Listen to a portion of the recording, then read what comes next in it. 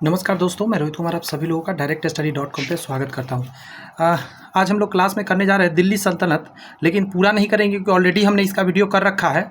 इसमें कुछ क्वेश्चंस बच गए थे, समझे। क्वेश्चन की यदि बात करूँ तो आप देखेंगे हम लोग का जो बच गया था वो 147 नंबर से क्वेश्चन बच गया था। तो आज यहाँ से आगे इसमें जो क्वेश्चन बचा हुआ है 192 तक इसको कंप्लीट करेंगे। उसके बाद हम लोग आज के सेशन में बहुत ही बेहतरीन एक चैप्टर करेंगे। यहाँ से क्वेश्चन हमेशा बनता है विजयनगर साम्राज्य। पता होना चाहिए जब सल्तनत काल चल रहा था उस समय 1206 से लेकर 1226 तक विजयनगर साम्राज्य भी तो चल रहा था नीचे में। वही विजयनगर साम्राज्य की बात करेंगे। देखिए यहाँ क्या सल्तनत काल 1206 से 1226 है, तो इसी समय नीचे में, ये तो ऊपर का है ना, उत्तर भारत का है, नीचे में क्या चल रहा था, विजयनगर साम्राज्य, तो उसकी बात करेंगे। जिन लोगों को नहीं पता है उनको ज़रा आइडिया दे दूँ। मैं किताब करा रहा हूँ लूसेंट, और कुछ दिन पर ये वीडियो आ रहा है क्योंकि अदर क्लासेज में बहुत ज़्यादा व्यस्तता के आने इसका वीडियो नहीं आ रहे थे। आप कंटिन्यू रहेंगे। लूसेंट वस्तुनिष्ठ सामान्य ज्ञान हम लोग कर रहे हैं आप लोग के इजाज़त के अनुसार, और इसको पूरा कंप्लीट करा रहा हूँ। इसमें बहुत सारे ऑब्जेक्टिव है तो इसी को पूरा कंप्लीट करा रहे हैं। अगर ये बुक चाहिए तो डिस्क्रिप्शन में मैंने लिंक दे दिया, वहाँ से ये बुक मंगा सकते हैं। साथ ही ये क्लास का अगर आपको PDF चाहिए जो भी मैं पढ़ाऊँगा इसको, तो ये PDF आपको कहाँ मिलेगा, टेलीग्राम में। और टेलीग्राम का लिंक जो है डिस्क्रिप्शन में है, आप वहाँ से जाकर टेलीग्राम को ज्वाइन कर लीजिए। और जो लोग भी टेलीग्राम यूज करते हैं, आपसे एक छोटा सा रिक्वेस्ट है कि टेलीग्राम पे जितने भी मैं PDF अपलोड करता हूँ, आप उन PDF का ज़रा एनालिसिस किया करें। कहने का मतलब उस PDF का यूज करें, क्योंकि बहुत मेहनत से PDF बनाया जाता है, फ़ोटो खींचना है, उसको PDF में कन्वर्ट करना है, फिर आप लोग के लिए अपलोड किया जाता है। तो उसका यूज करिए। जो भी मैं एक बार क्लास करा देता हूँ आप सुन लिए, आप PDF पर जाइए, दोबारा उसको देखिए, तो वो जाके आपके लिए बहुत काम का होगा। तो आराम से करेंगे, बहुत सारी बातें करना है, लंबा क्लास चलेगा, इसलिए कमर कस लीजिएगा और मेरा साथ दीजिए। मैं कोशिश करूंगा हर वो बात आपके पास सिंपल शब्दों में रखूं कि आपसे हर एक चीज़ हो सके। सिलसिला चल रहा है 1206 से लेके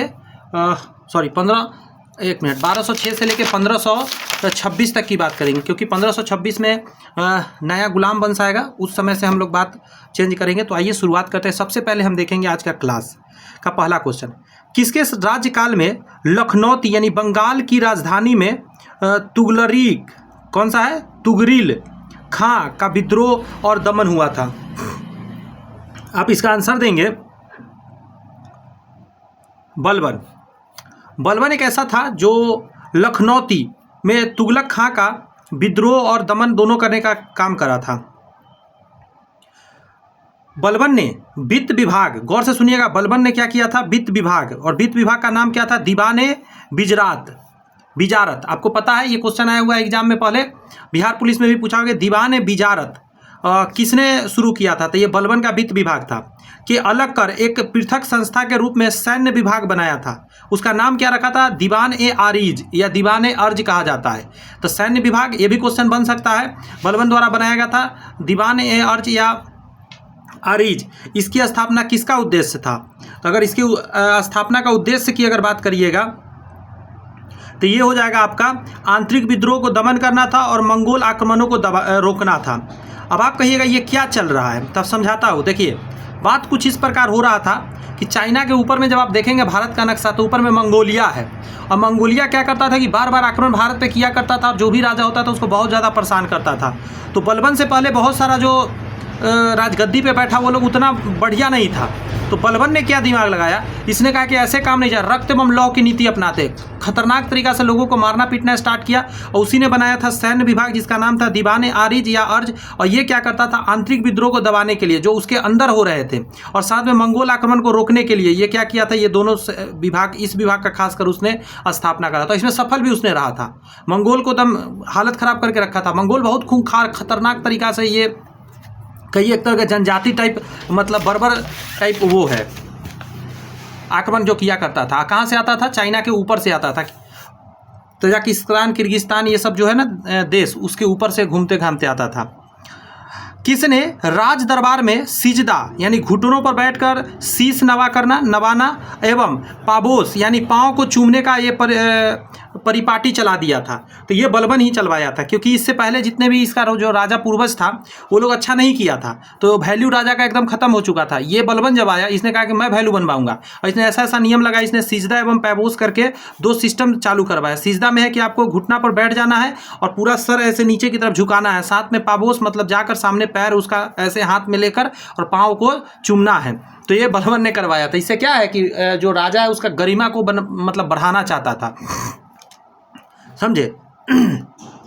तो मुझे लगता है कि बातें आपको समझ में आ गई हो। मैं जरा पानी को, मेरे गले में कुछ फंस गया लगता है, 1 सेकंड दीजिएगा। तब तक नेक्स्ट क्वेश्चन पढ़िए आप।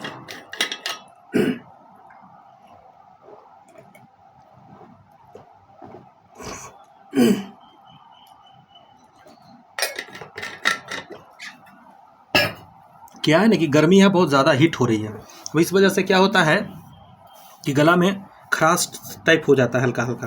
अब उससे होता है कि पढ़ाते समय थोड़ा डिस्टर्ब करता है। कोई नहीं, आगे करा। बलबन ने अपने को, गौर से सुनिए, बलबन ने अपने को कुलीन साबित करने के लिए, कौन सा, गौर से सुनिए, कुलीन साबित करने के लिए शाहनामा में वर्णित किस प्रसिद्ध तुर्क युद्ध का वंशज होने का दावा किया। मतलब प्रसिद्ध जो तुर्की योद्धा था ना, उसका वंशज अपने आप को कहता था। तो उस किसका वंशज अपने आप को मानता था? अफर सियाब। अफर सियाब जो था ना, तुर्की का एक बहुत बड़ा मतलब क्या बोला जाए, योद्धा था। उसी का अपने आप को वंशज कहता था, ताकि सब लोग समझे कि वाह बहुत बड़ा आदमी है ये। कौन? बलबन। दिमाग लगाया है, समझे। अफर सियाब मतलब को कहा जाता है। ये अफर सियाब कहाँ का था? तो तुर्की का एक बहुत बड़ा योद्धा था, उसी का वंशज अपने आप को बलबन कहने लगा था। ये क्वेश्चन एग्जाम में आया हुआ है, इसलिए ये इंपॉर्टेंट है, ये ध्यान रखिएगा। आगे है, वह अत्यंत गंभीर मुद्रा में दरबार में बैठता था। दरबार में वह न तो खुद हंसता था और ना ही, एकदम सही बात है, ना वो खुद हंसता था, ना ही किसी और को हंसी मजाक या फालतू बात करने में इजाज़त देता था। ये उक्ति किसके लिए सबसे बढ़िया रहेगा? तो ये बलबन महाराज के लिए रहेगा भाई साहब। न खुद हंसना कभी, न किसी को हंसने देना। अलग दुनिया में क्या था पता नहीं, लेकिन दरबार में तो भाई साहब अलग ही लेवल पे ये चलता था, समझे। ध्यान रखिए। आगे आइए, आगे कहता है, निम्नलिखित में से किसने कैलूगढ़ी, जिसको कि किलोखरी बोलते हैं, किलोखरी या कैलूगढ़ी के राजमहल में अपना राज्याभिषेक किया और अपनी राजधानी भी बनाई। गौर से, निम्नलिखित में से किसने कैलूगढ़ी, समझे, या किलोखरी के राजमहल में अपना राज्याभिषेक भी करवाया और राजधानी बनवाया? तो ये कहने वाला था गियासुद्दीन फिरोज खिलजी। गियासुद्दीन फिरोज खिलजी, समझे, गियासुद्दीन फिरोज खिलजी ऐसा करवाने वाला था। अगला है जलालुद्दीन फिरोज खिलजी। जलालुद्दीन फिरोज खिलजी ऊपर था वही वाला। जलालुद्दीन फिरोज खिलजी शासन काल में घटना घटी, जो मतलब शासन काल में घटी घटना या घटनाएं कौन सी थी, मतलब इसके समय में कौन कौन घटना घटित हुआ था, सो पूछ रहा है आपसे। तो कह रहा है कि करा मानिकपुर के सूबेदार मलिक कफूर का विद्रोह हुआ था। एकदम सही बात है। करा मनिकपुर जो था, उसके सूबेदार मलिक कफूर का इस समय बहुत बड़ा विद्रोह हुआ था। ये किसके समय ही हुआ था? जलालुद्दीन फिरोज खिलजी के समय हुआ था। दिल्ली के एक दरवेश सीधी मौला का षड्यंत्र भी इसी के समय हुआ था। दिल्ली के एक दरवेश थे, उसकी सीधी मौला का षड्यंत्र भी इसी के समय रचा गया था। और उलूग के नेतृत्व में मंगोल का मुसलमान बनना, देखिए उलूग के नेतृत्व में मंगोल जाए ना, मंगोलों का मुसलमान बनना, यानी कि नव मुसलमान, एवं उनके द्वारा दिल्ली के बाहर मुगलपुरा नामक बस्ती बसाना। ये भी कांड कब हुआ था? जलालुद्दीन फिरोज खिलजी के समय हुआ था। तो ये आप कह सकते हैं इस तरीक़ा से कि तीनों घटनाएं गियासुद्दीन फिरोज खिलजी के शासनकाल के ही समय में हुआ था। मंगोल जो था वो भी अपने आप को क्या किया था? उलूग के नेतृत्व में क्या होता, मंगोल भी अपने आप को मुसलमान बनाया था, जिसको नव मुसलमान कहा गया था। और उसने क्या, दिल्ली के बाहर में एक मुगलपुरा नामक बस्ती भी बसाया था। आगे आपका कि दक्षिण पर प्रथम मुस्लिम आक्रमण। गौर से सुनिए, अब दक्षिण की बात करें, अभी मैं कुछ देर बाद दक्षिण का ही स्टार्ट करूंगा कहानी। नीचे भारत के नक्शा में नीचे की बात करेंगे। दक्षिण पर प्रथम मुस्लिम आक्रमण, गौर से सुनिएगा, देवगिरी के यादव शासक रामचंद्र पर किया गया। देवगिरी के यादव शासक रामचंद्र पर किया गया आक्रमण किसके समय में हुआ था? तो ये याद रखना होगा आपको, जलालुद्दीन फिरोज खिलजी के ही समय में हुआ था, समझे। जो छोटी छोटी बातें हैं, छोटी नहीं बहुत बड़ी बातें हो सकती है। फिर से सुन लीजिए एक बार। दक्षिण पर प्रथम मुस्लिम आक्रमण हुआ था। देवगिरी के यादव शासक रामचंद्र पर किया गया आक्रमण किसके समय में हुआ था? जलालुद्दीन फिरोज खिलजी के समय में ही हुआ था। आगे सुनिएगा। राजकीय व्यय से संबंधित, राजकीय कौन सा व्यय, खर्च, राजकीय व्यय से संबंधित विभाग दीवान वकूफ सृजित करने का श्रेय दिल्ली के किस सुल्तान को जाता है? तो जलालुद्दीन फिरोज खिलजी को ही जाता है। जलालुद्दीन फिरोज खिलजी को ही जाता है इस चीज़ के लिए। और यह है बहुत इंपॉर्टेंट, ये क्वेश्चन पूछा जाता है, समझे। जैसे सिजदा एवं पैबोस कई बार एग्जाम में आया, किसने चालू करा, बलबन ने करा। तो उस तरीके के ये भी एक बहुत इंपॉर्टेंट उसी तरह का होता है। एक और है कि कौन ऐसा जो राजा था जो अपने दरबार में ना किसी को हंसने देता था ना खुद हंसता था और फालतू हंसी मजाक पसंद नहीं था, बलबन। तो उसी तरह ये भी इंपॉर्टेंट है इसके सिलसिला में। किसके, जलालुद्दीन फिरोज खिलजी के दीवान ए वकूफ़। जैसे कुछ देर पहले हम आपको एगो बताए थे क्या, दीवान ए अरीज या अर्ज सैन्य विभाग, या दीवान ए बिजारत वित्त विभाग, ये बलबन ने चालू करवाया था। उसी तरह का ये भी इंपॉर्टेंट है कि जलालुद्दीन फिरोज खिलजी का क्या है कि दीवान वकूफ़, इसका मतलब क्या होता था कि राजकीय व्यय का एक विभाग बनाया गया था। आगे बढ़े, आ रही ये बातें समझ में। नेक्स्ट है अलाउद्दीन खिलजी का मुख्य नाम क्या था। अब देखिए जलालुद्दीन फिरोज खिलजी के बाद क्या है, अलाउद्दीन खिलजी। तो आपको पता होना चाहिए अलाउद्दीन खिलजी का पूरा नाम क्या था, मतलब कि मूल नाम उसका था अली गुरसाफ्त। क्या था नाम, अली क्या, अली गुरसाफ्त, क्या है, गुरसाफ्त। ठीक है, ध्यान रखिएगा अलाउद्दीन खिलजी का मूल नाम क्या है, अली गुरसाफ्त। और इंपॉर्टेंट में जा सकता है, ये पूछा जा सकता है। आजकल ऐसा ही तो क्वेश्चन कहीं कहीं से घुमा के पूछने का सिलसिला चला हुआ है। आगे का था अलाउद्दीन खिलजी के सेनापति के नेतृत्व में, किसके, अलाउद्दीन खिलजी के सेनापति के नेतृत्व में गुजरात विजय अभियान के क्रम में खंभात से किसे खरीदा गया और बाद में दक्षिण भारत की विजय का नेतृत्व किया गया था, मलिक कपूर को खरीदा गया था। माना जाता है कि अलाउद्दीन खिलजी और मलिक कपूर के बीच में, मलिक कपूर ने इसको खरीद लिया था 1000 दिनारी, समझे। मलिक कपूर को 1000 दिनार में इसको अलाउद्दीन खिलजी खरीद लिया था। और बहुत गोरा चिट्टा था ये, क्या बोलता है, मलिक कपूर। तो इसके साथ इसका रंगरलिया होता था, सेक्स वेक्स करता था, साथ में ही रहता था अलाउद्दीन खिलजी जो है मलिक कपूर के साथ। इसीलिए वही चीज़ यह दिया होगा। अलाउद्दीन खिलजी के सेनापति के नेतृत्व में गुजरात विजय अभियान के क्रम में खंभात से किसे खरीदा गया, और खंभात की खाली गुजरात से, जिसके बाद दक्षिण भारत के विजय का नेतृत्व किया तो मलिक कपूर। ठीक है, आगे बढ़े। मलिक कपूर को 1000 दिनारी कहा जाता है क्योंकि उसे 1000 दिनार में खरीदा गया था। और खरीदने वाला कौन था, अलाउद्दीन खिलजी था जो खरीद लिया था 1000 दिनार में। आगे आइए ये क्वेश्चन देखिए।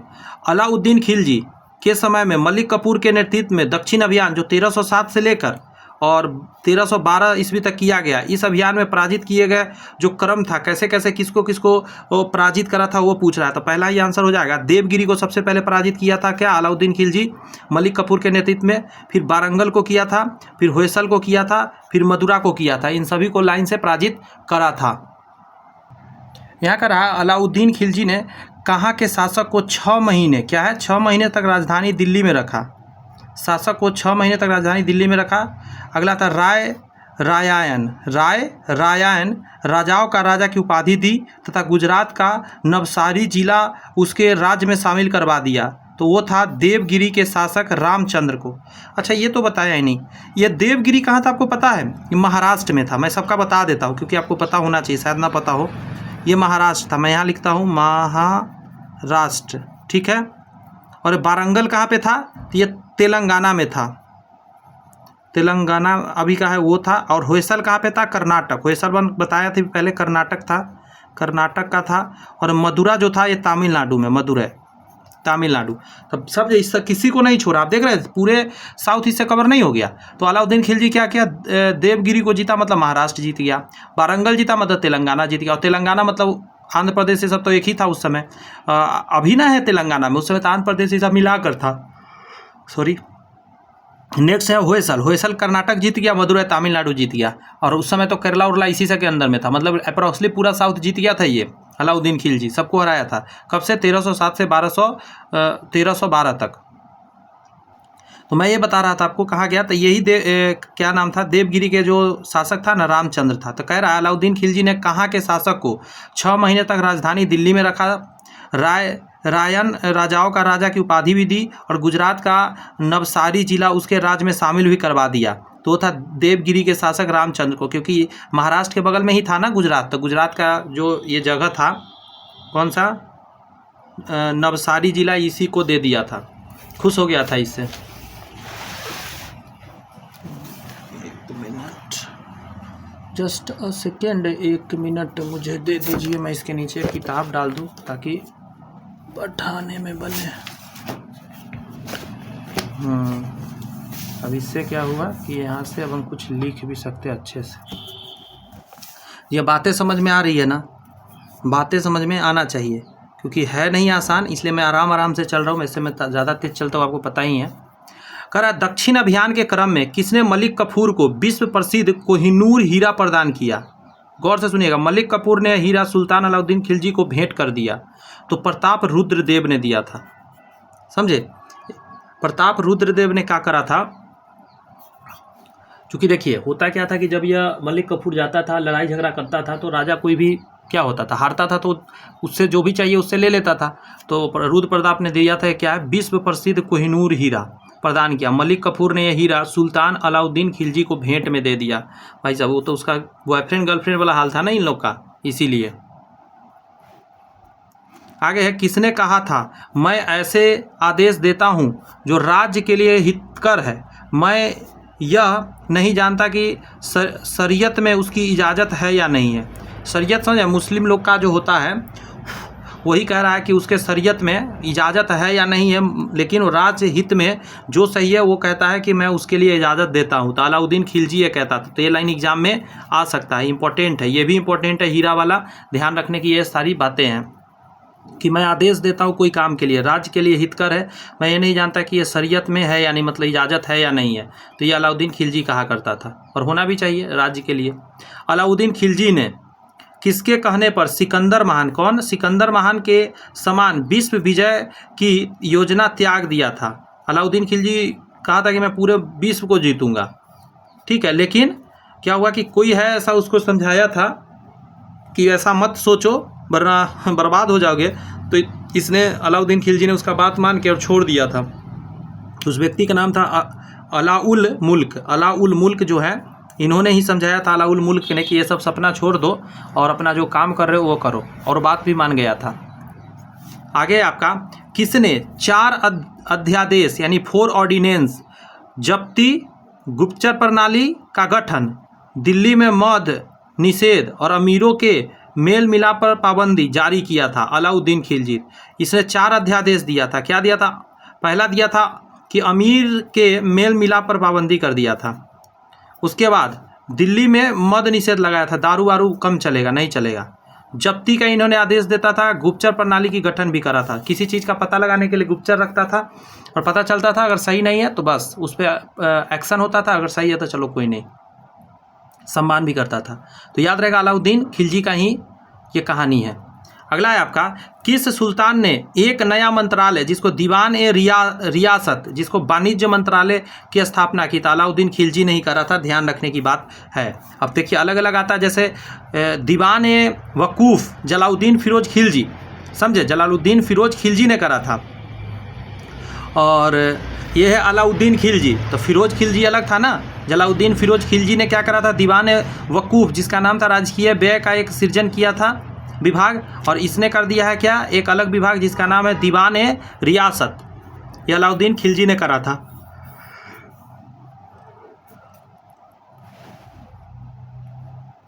किसने सैन्य शासक के क्षेत्र में किसने सैन्य शासन के क्षेत्र में दाग यानी घोड़े पर दाग अर्थात चिन्ह लगाने एक हुलिया एवं हुलिया, ठीक है, मतलब सैनिकों के पहचान के लिए एक कपड़ा पहनाना, विशेष सैनिकों के पहचान चिन्ह पर प्रचलन किया था?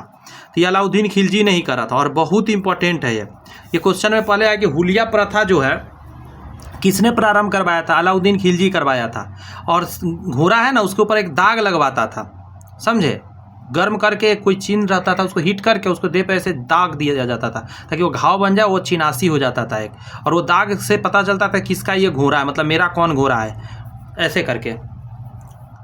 क्लियर है बातें? यह अलाउद्दीन खिलजी ने ही करवाया था। किस सुल्तान ने सैनिकों को भू अनुदान के स्थान पर नकद वेतन देने का प्रथा चलाया था? अलाउद्दीन खिलजी ने ही करा था। ये बहुत इंपॉर्टेंट है, ये एग्जाम में आया हुआ है, यहाँ नहीं लिखा हुआ है लेकिन एग्जाम में ही आया हुआ है कि भू अनुदान नहीं देंगे हम, सैनिकों को अब जमीन नहीं देंगे, उसके ऊपर उसको नकद पैसा वेतन दिया जाएगा, पैसा दिया जाएगा। अलाउद्दीन खिलजी ने करवाया था, ध्यान रखने की बात है। समझ में आ रही है ना बातें? पहले से पढ़े होंगे तो ठीक है, नहीं पढ़े होंगे तो भी आपको ज़्यादा दिक्कत नहीं हो रहा होगा, स्टेप बाय स्टेप चल रहे हैं। आगे आपका कि यक अस्पा क्या है? यक अस्पा यानी एक घोड़ा वाला सैनिक और 2 अस्पा मतलब 2 घोड़े वाला सैनिक प्रथम बार किसने प्रारंभ कराया? तो अलाउद्दीन खिलजी ने। समझे? जैसे एक घोड़ा से भी आप गाड़ी खींचा जाता है और 2 घोड़ा से भी गाड़ी खींचा जाता है। तो ये दोनों तरह का, एक अस्पा और 2 अस्पा, एक घोड़ा वाला सैनिक और 2 घोड़े वाला सैनिक भी किसने तैयार करवाया था? अलाउद्दीन खिलजी ने ही करवाया था। क्योंकि बहुत जगह को ये जीता था तो रंग बिरंग का तो इसमें इन्वेंशन इसका होगा ही होगा, लाजमी सी बात है। आगे है, अलाउद्दीन खिलजी के राजस्व प्रणाली के सुधार के संबंध में कौन सा कथन सही है? मतलब उसने राजस्व में जो सुधार करने का कोशिश करा था, राजस्व जो टैक्स वसूलता था, तो कौन सा सही है वो बात कर रहे हैं। तो पहला पढ़ते हैं, भूमि अनुदान की समाप्ति करा था सैनिकों के लिए और इसके जगह पर क्या देने लगा था? तो वेतन। तो ये तो अलाउद्दीन खिलजी सही करा था। मतलब सही करा या गलत नहीं, मतलब ये सही है, पॉइंट शो कहने का मतलब। अगला है, मुकदमों खूतों व चौधरियों, जिसको मोरलैंड के शब्दों में मध्यस्थ वर्ग, समझे, के विशेषाधिकारों को समाप्त किया एवं दीवान मुस्तखराज की स्थापना भी करा। तो होता क्या था? मुकदमा जो होता था खूतों व चौधरियों, जो मतलब कि जो विशेष व्यक्ति रहता था उसके लिए एक विशेष तरीका का होता था मतलब सुनवाई, तो उसको समाप्त कर दिया और दीवान मुख्ताज की स्थापना करा। मतलब सबके लिए एक जैसा ही क्या होता था? मुकदमा चलेगा। तो ये भी पॉइंट इसी के समय हुआ था। अगला है, बिस्वा के आधार पर, क्या चीज़? बिस्वा के आधार पर भूमि की पैमाइश कर सकल उत्पाद का 50% खराज यानी भू राजस्व निर्धारित कर दिया था। होता क्या था ना कि कहा था 50% मुझे चाहिए टैक्स। पहले वो क्या करता? बिस्वा के आधार पर भूमि की पैमाइश किया जाता था कि किस लेवल का है, कितना इस पर हो सकता है अनाज या किस टाइप का भूमि है। अगर उसका 50% वो लेता था भू राजस्व, समझ रहे हैं।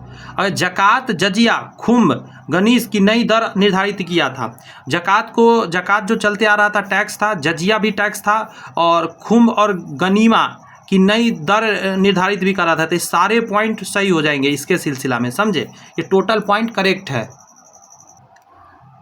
सरा ए अदल, क्या है? सरा ए अदल निम्नलिखित में से किसका बाजार था? सरा ए अदल में क्या मतलब खेला होता था? तो आप कहेंगे वस्त्र एवं अन्य वस्तुओं का बाजार को क्या कहा था? सरा ए अदल। ठीक है, ध्यान रखिएगा।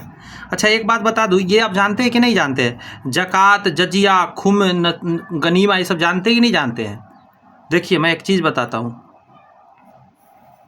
ये मुस्लिम पर लगता था टैक्स, सारे मुस्लिम इस पे टैक्स देते थे। जजिया पे कौन देता था? गैर मुस्लिम। और ये जो था गनीमा या खुम्स, ये लगता था टैक्स क्या चीज़ पर? तो जो युद्ध में लूटा हुआ माल रहता था ना, युद्ध पर लूटा जो माल होता था उस पर टैक्स लगता था, वो ये है। ठीक है, आ गया ये। जैसे अब आप कहिएगा ये नहीं समझ में आएगा, हमको पता है, ये दोनों समझ जाइएगा कि नॉर्मली टैक्स है, लेकिन ये नहीं समझ में आएगा। बताता हूँ कैसे। होता क्या था ना कि मान के चलिए कि एक राजा है, तो सारे जगह पे तो हर राजा ही बहुत बड़ा एरिया हो गया राजा के पास, तो सारे जगह पर तो वही शासन नहीं करता था, राजा का ही, समझ रहे हैं कि अनुयायी मतलब और भी पार्ट शासन करता, गवर्नर वगैरह। तो वो जब कहीं से कोई चीज़ जीत के लाता था तो उससे टैक्स लिया जाता था, मेन राजा के पास आता था वहाँ से टैक्स, कि वो बहुत कुछ जीत कर लाएगा ना, तो सारे चीज़ अगर जीत कर वो ला रहा है तो ऐसा तो नहीं है कि वो जीत के लाया और वो अपने पास रख लेगा, तो वो टैक्स राजा के पास भी भेजा जाता था, वही है ये। अच्छा, सराय अदल क्या होता था? सराय अदल, तो सराय अदल का मतलब होता है वस्त्र एवं वस्तु का बाजार। अगला है, दिल्ली स्थित सीरी का किला, क्या है? सीरी फोर्ट और 1000 सतून राजमहल, 1000 खम्भों वाला राजमहल के निर्माण का श्रेय किसे जाता? बताइए जरा। 171 का आंसर दिया अलाउद्दीन खिलजी। देखिएगा जरूर आप एक बार इसके जीवन में, देखिए लक्ष्य बनाइए कि पढ़ना है, नौकरी लेना है, उसका इन सारे जगहों को अच्छे से घूमने जाना है और देखना है, तब ना मजा आएगा जी जीवन का। अब देखिए जरा पढ़ के सिर्फ जानना, कितना अच्छा लग रहा है सुन के। दिल्ली स्थित सीरी का किला। अगला था 1000 सतून राजमहल, तो इसका मतलब है 1000 खम्भों का राजमहल। बताइए 1000 खम्भा वाला राजमहल होगा तो किस टाइप का होगा ना कुछ अजब गजब। अब जमाना नेट का है तो लोग नेट पर देख लेता, कहता छोड़ो ना क्या जाना घूमने। आ गया ये कि ये अलाउद्दीन खिलजी नहीं बनवाया था, सीरी का किला और 1000 खम्भों वाला महल। किसने रस्म-ए मियान, क्या है? रस्म-ए मियान यानी बीच का रास्ता, तारीक़-ए इत्दाल यानी सुल्तान का तरीका नाम से राजस्व सुधार की व्यवहार नीति अपनाई थी। समझे। तो इसका आंसर आप देंगे क्या, गयासुद्दीन तुगलक ये कराता था। खिलजी के बाद तुगलक, सही है, मतलब सीक्वेंस ठीक है। तो फिर से सुन लीजिए, रस्म ए मियान, बीच का कोई रास्ता निकाल लो, या तारीख ए इत्दाल, ये दोनों करवाने वाला क्या था, गयासुद्दीन तुगलक ही था। ध्यान रखिएगा ये बात।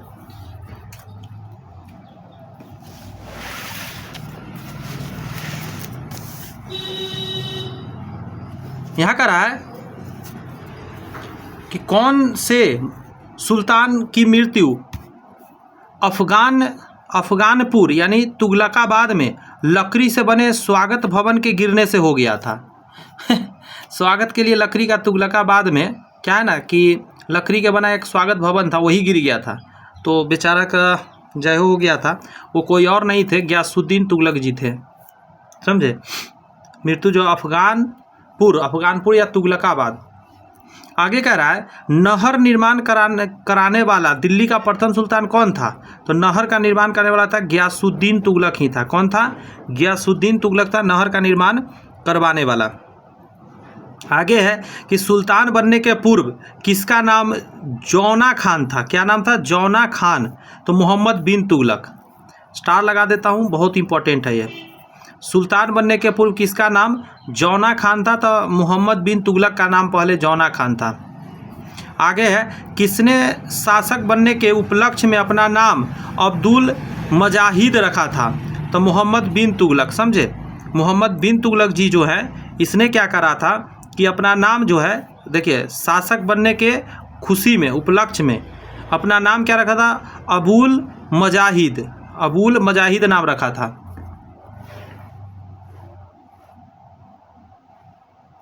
मैच द कॉलम है, आइए मैच कराते हैं। पहला है मदुरा यानी माबर।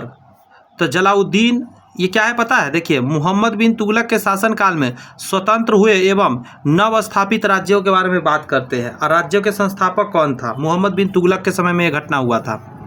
जैसे मुद्रा माबर बना था, तो इसका जो राजा बना था होता जलाउद्दीन अहसान शाह। अगर विजयनगर की बात करिएगा तो यह था हरियर एवं बुक्का द्वारा बना था। वारंगल की बात करिएगा तो कन्हैया, कहने का मतलब बना था। बहमनी की बात किया तो हसन गंगू बना था, समझे। तो ध्यान रखना होगा आपका। मदुरा मालाबार जो बोलते हैं तमिलनाडु में है, जलाउद्दीन हसन शाह बना था। विजयनगर की बात किया हरियर एवं बुक्का ने बनाया था। वारंगल की बात करिएगा कन्हैया ने बनाया था। बहमनी की बात किया हसन गंगू ने बनाया था। आगे बढ़ते हैं और आइए और कुछ देखते हैं। मेरा सारा राज्य बीमार पड़ गया है। मेरा सारा राज्य बीमार पड़ गया है। यदि मैं इस स्थान पर व्यवस्था स्थापित करता हूं तो दूसरे स्थान पर गड़बड़ी उत्पन्न हो जाती है। यदि मैं दूसरे स्थान पर ठीक करता हूं तो तीसरे स्थान पर हलचल होने लगती है। यह उक्ति किसकी था, मोहम्मद बिन तुगलक का था ये, समझे। मोहम्मद बिन तुगलक ऐसा कहता था। सब अस्त व्यस्त इसके शासनकाल में हो गया था। इसीलिए किसके राज्यकाल में सदा अमीरों का विद्रोह हुआ, जिसकी चरम परिणति 1347 ईस्वी में बहमनी राज्य की स्थापना हुआ। तो आप याद रखिएगा, बस वही नाम सेम रिपीट होगा। मोहम्मद बिन तुगलक के समय, सुनिए, किसके राज्यकाल में सदा अमीरों का विद्रोह होता रहा और चरम परिणाम में क्या हुआ, 1347 में बहमनी साम्राज्य, एक राज्य नया बना। तो मोहम्मद बिन तुगलक के ही समय में ऐसा हो रहा था। आगे है आपका कि मोहम्मद बिन तुगलक की मृत्यु कहाँ पर हुई थी। मोहम्मद, देखिए, एक पहले मैं बताया था गयासुद्दीन तुगलक, उसके बारे में बताया था कि एक लकड़ी का जो स्वागत भवन था वही उसके देह पे गिर गया था, उससे चपके मर गया था। लेकिन ये अब हम बात कर रहे हैं क्या, मोहम्मद बिन तुगलक की बात कर रहे हैं। तो इनको क्या हुआ था, ठट्टा में इसका मृत्यु हो गया था, ठट्टा में। ध्यान रखने की ये बातें हैं।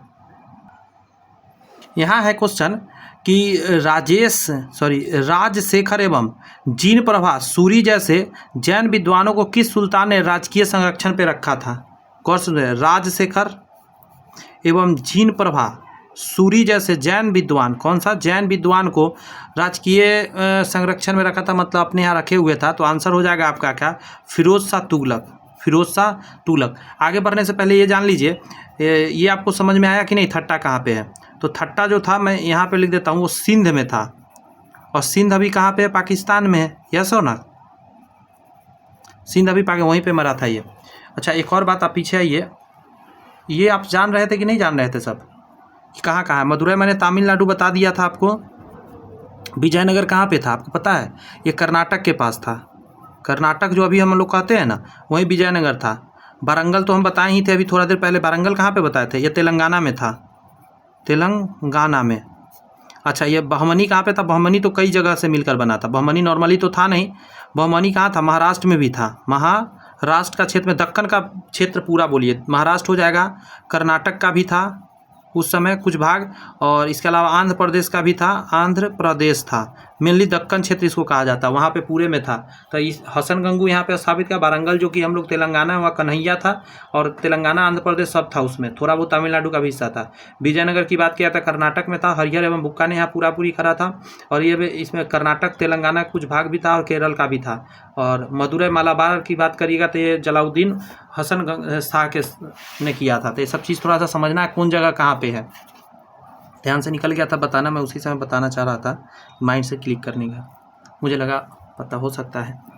निम्नलिखित में से किसने सेना को नकद वेतन, देखिए सेना को नकद वेतन देने की व्यवस्था समाप्त कर दिया? ये नकद वेतन कौन देना स्टार्ट किया था बताइए? अभी मैं कुछ देर पहले ही बताया था, अलाउद्दीन खिलजी। कौन किया था? अलाउद्दीन खिलजी। और भूमि का वो व्यवस्था था कि भूमि उसको दिया जाएगा, भूमि बंद कर दिया था। आगे कह रहा है बजे, क्या है बजे? यानी भूमि कर वसूलने का अधिकार, या इतलाक यानी धनादेश के लिए पत्र के माध्यम से वेतन भुगतान का आदेश दिया था। तो ये फिरोज तुगलक ही था, समझे? फिर से सुनिए, समझने की कोशिश करिए। किसने नकद वेतन देना समाप्त कर दिया? किसके लिए? सेना के लिए। समाप्त कर क्या किया? बजे यानी भूमि कर वसूलने का अधिकार, या इतलाक धनादेश के लिए पत्र के माध्यम से वेतन भुगतान का आदेश दिया। ये फिरोज तुगलक था। अगला, किस सुल्तान ने अपने आत्मकथा यानी फतुहा ए फिरोज शाही लिखी? तो आप इसी से पकड़ सकते हैं, फिरोज शाह तुगलक। स्टार लगा लीजिए, बहुत इंपॉर्टेंट आत्मकथा है। अपनी आत्मकथा लिखा है, इसका नाम क्या रखा? फतुहा ए फिरोज शाही। फतुहा ए फिरोज शाही। आगे कह रहा है किस सुल्तान ने हासिल ए सर्ब सिंचाई कर, जिसको बोलते हैं हासिल ए सर्ब, हक ए सर्ब, हासिल ए सर्ब या हक ए सर्ब यानी सिंचाई कर नामक एक नई कर चालू कर दिया? बताइए जरा। तो ये फिरोज तुगलक ने ही करा था। अगला है फिरोज तुगलक द्वारा स्थापित दार उल सफ़ा। क्या है? दार उल सफ़ा क्या था? आप कहिएगा। ये जो था एक खैराती अस्पताल होता था। खैराती अस्पताल, फ्री का अस्पताल, समझे? दार उल सफ़ा खैराती अस्पताल था। किसने भूमि में अपने का पैमाना गज ए सिकंदरी का प्रचलन करा? बहुत इंपॉर्टेंट है, बहुत ज़्यादा स्टार लगाइए। तो ये हो जाएगा सिकंदर लोदी। पिछलका स्टार नहीं लगाया था तो ये नहीं सोचिए इंपॉर्टेंट नहीं, पिछलका भी बहुत इंपॉर्टेंट था, मतलब 186 का। और ये तो कहिए ही मत कितना इंपॉर्टेंट है। क्या है नाम इसका? कि किसने भूमि मापने का पैमाना गज ए सिकंदरी जो है चालू कर दिया था? तो ये था सिकंदर लोदी का।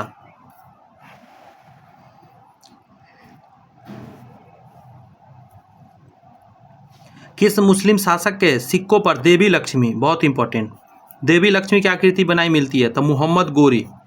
ये अलग का क्वेश्चन, यहाँ कैसे घुस गया, समझे? यह है मोहम्मद गोरी के सिक्कों पर आता था, मुस्लिम था फिर भी। अगला है रजिया बेगम को सत्ताच्युत करने में किसका हाथ था? तो तुर्कों का था। तुर्कों का जो था, रजिया को बेगम को सत्ता से हटाने का जो बहुत बड़ा हाथ था, तुर्कों था इसमें। ये सब क्वेश्चन एग्जाम में आया हुआ है। प्रसिद्ध यात्री इब्न बतूता, देखिए इसके बारे में तो क्वेश्चन आता ही रहता है। इब्न बतूता के विषय में निम्नलिखित में कौन सा विचार करिए? क्या सही क्या गलत बताना है आपको। तो देखिए पहला कराया मोरक्को का यात्री था, ये तो पॉइंट सही है। आगे है कि 14वीं सदी में इस उपमहाद्वीप में यात्रा करते हुए उसने किताब उल हिंद में अपना अनुभव का वृत्तांत किया है, ये गलत पॉइंट है, समझे? वह चीन में दिल्ली के सुल्तान के दूत के रूप में भेजा गया था, तो ये सही है। तो इसका ये दोनों पॉइंट सही हो जाएगा, ये सिर्फ पॉइंट गलत है, इसका ध्यान रखना, समझने का कोशिश करिएगा ज़रा। बात क्या था ना कि ये जो व्यक्ति था, क्या नाम है, कहाँ गया, इब्न बतूता, इसका कहानी क्या है, ये 14वीं सदी का है, ठीक है। लेकिन ये जो किताब लिखा गया है, किताब उल हिंद, ठीक है, ये लिखने वाला कौन था आपको पता है? अल-बरूनी। कौन लिखा था इसको? अल-बरूनी। अलबरूनी लिखा था। दूसरी बात, और ये 1017 की बात है। क्यों? क्योंकि 1017 में ये आया था किसके साथ? तो व्यक्ति का नाम था क्या बोलते हैं, हाँ गजनबी था, महमूद गजनबी था, समझे? यहाँ पे लिख रहा महमूद गजनबी के साथ आया था, ठीक है। अलबरूनी 1017 में महमूद गजनबी के साथ आया था, उसके दरबार में रहता था। किताब उल हिंद उसी ने लिखा है, ठीक है। इतनी बात जानना है आपको इसके बारे में। अच्छा, ये उज्बेकिस्तान का था। कहाँ का था? उज्बेकिस्तान से आया था। अब बात करते हैं इसका। ये जो व्यक्ति है इब्न बतूता, इसने रेहला किताब लिखा है। अगर यहाँ पे लिखना भी था तो यहाँ रेहला लिखना था, रेहला। इसके बुक का क्या नाम था? रेहला। मुझे लगता है आई थिंक ये समझ में आ गया होगा कि 14वीं सदी में उपमहाद्वीप में यात्रा करते हुए रेहला नामक पुस्तक में वो अपना वृत्तांत लिखा है इब्न बतूता। और किताब उल हिंद अलबरूनी लिखा है 1017 में, महमूद गजनबी के साथ आया था उज्बेकिस्तान से। चलिए आगे बढ़िए। और इस टॉपिक का लास्ट 2 क्वेश्चन ये रहा कि दिल्ली के किस सुल्तान ने ब्राह्मणों पर भी जजिया कर लगाया था? ब्राह्मण के ऊपर जजिया कर लगवा दिया था, लगाने वाला तो फिरोज तुगलक था। फिरोज तुगलक ब्राह्मण पर भी जजिया कर लगा दिया था। आगे है, चंगेज खां का मूल नाम क्या था? चंगेज खां का मूल नाम था तेमुचीन। क्या नाम था? तेमुचीन। चंगेज खान तेमुचीन था।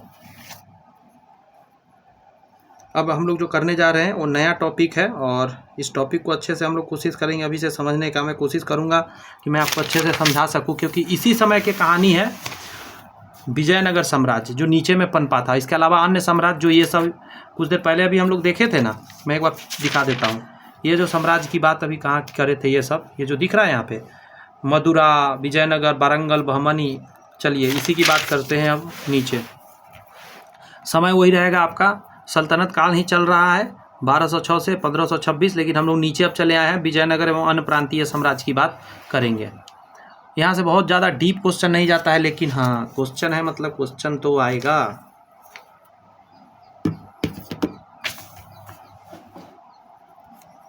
पहला, विजयनगर साम्राज्य की स्थापना कब हुई थी? फर्स्ट क्वेश्चन तो यही रहेगा ना। तो 1336 में। कब हुआ था? 1336 में विजयनगर साम्राज्य की स्थापना हुआ। 1336 ये आ गया ना 1206 से लेकर 1526 के बीच में। क्लियर है बात?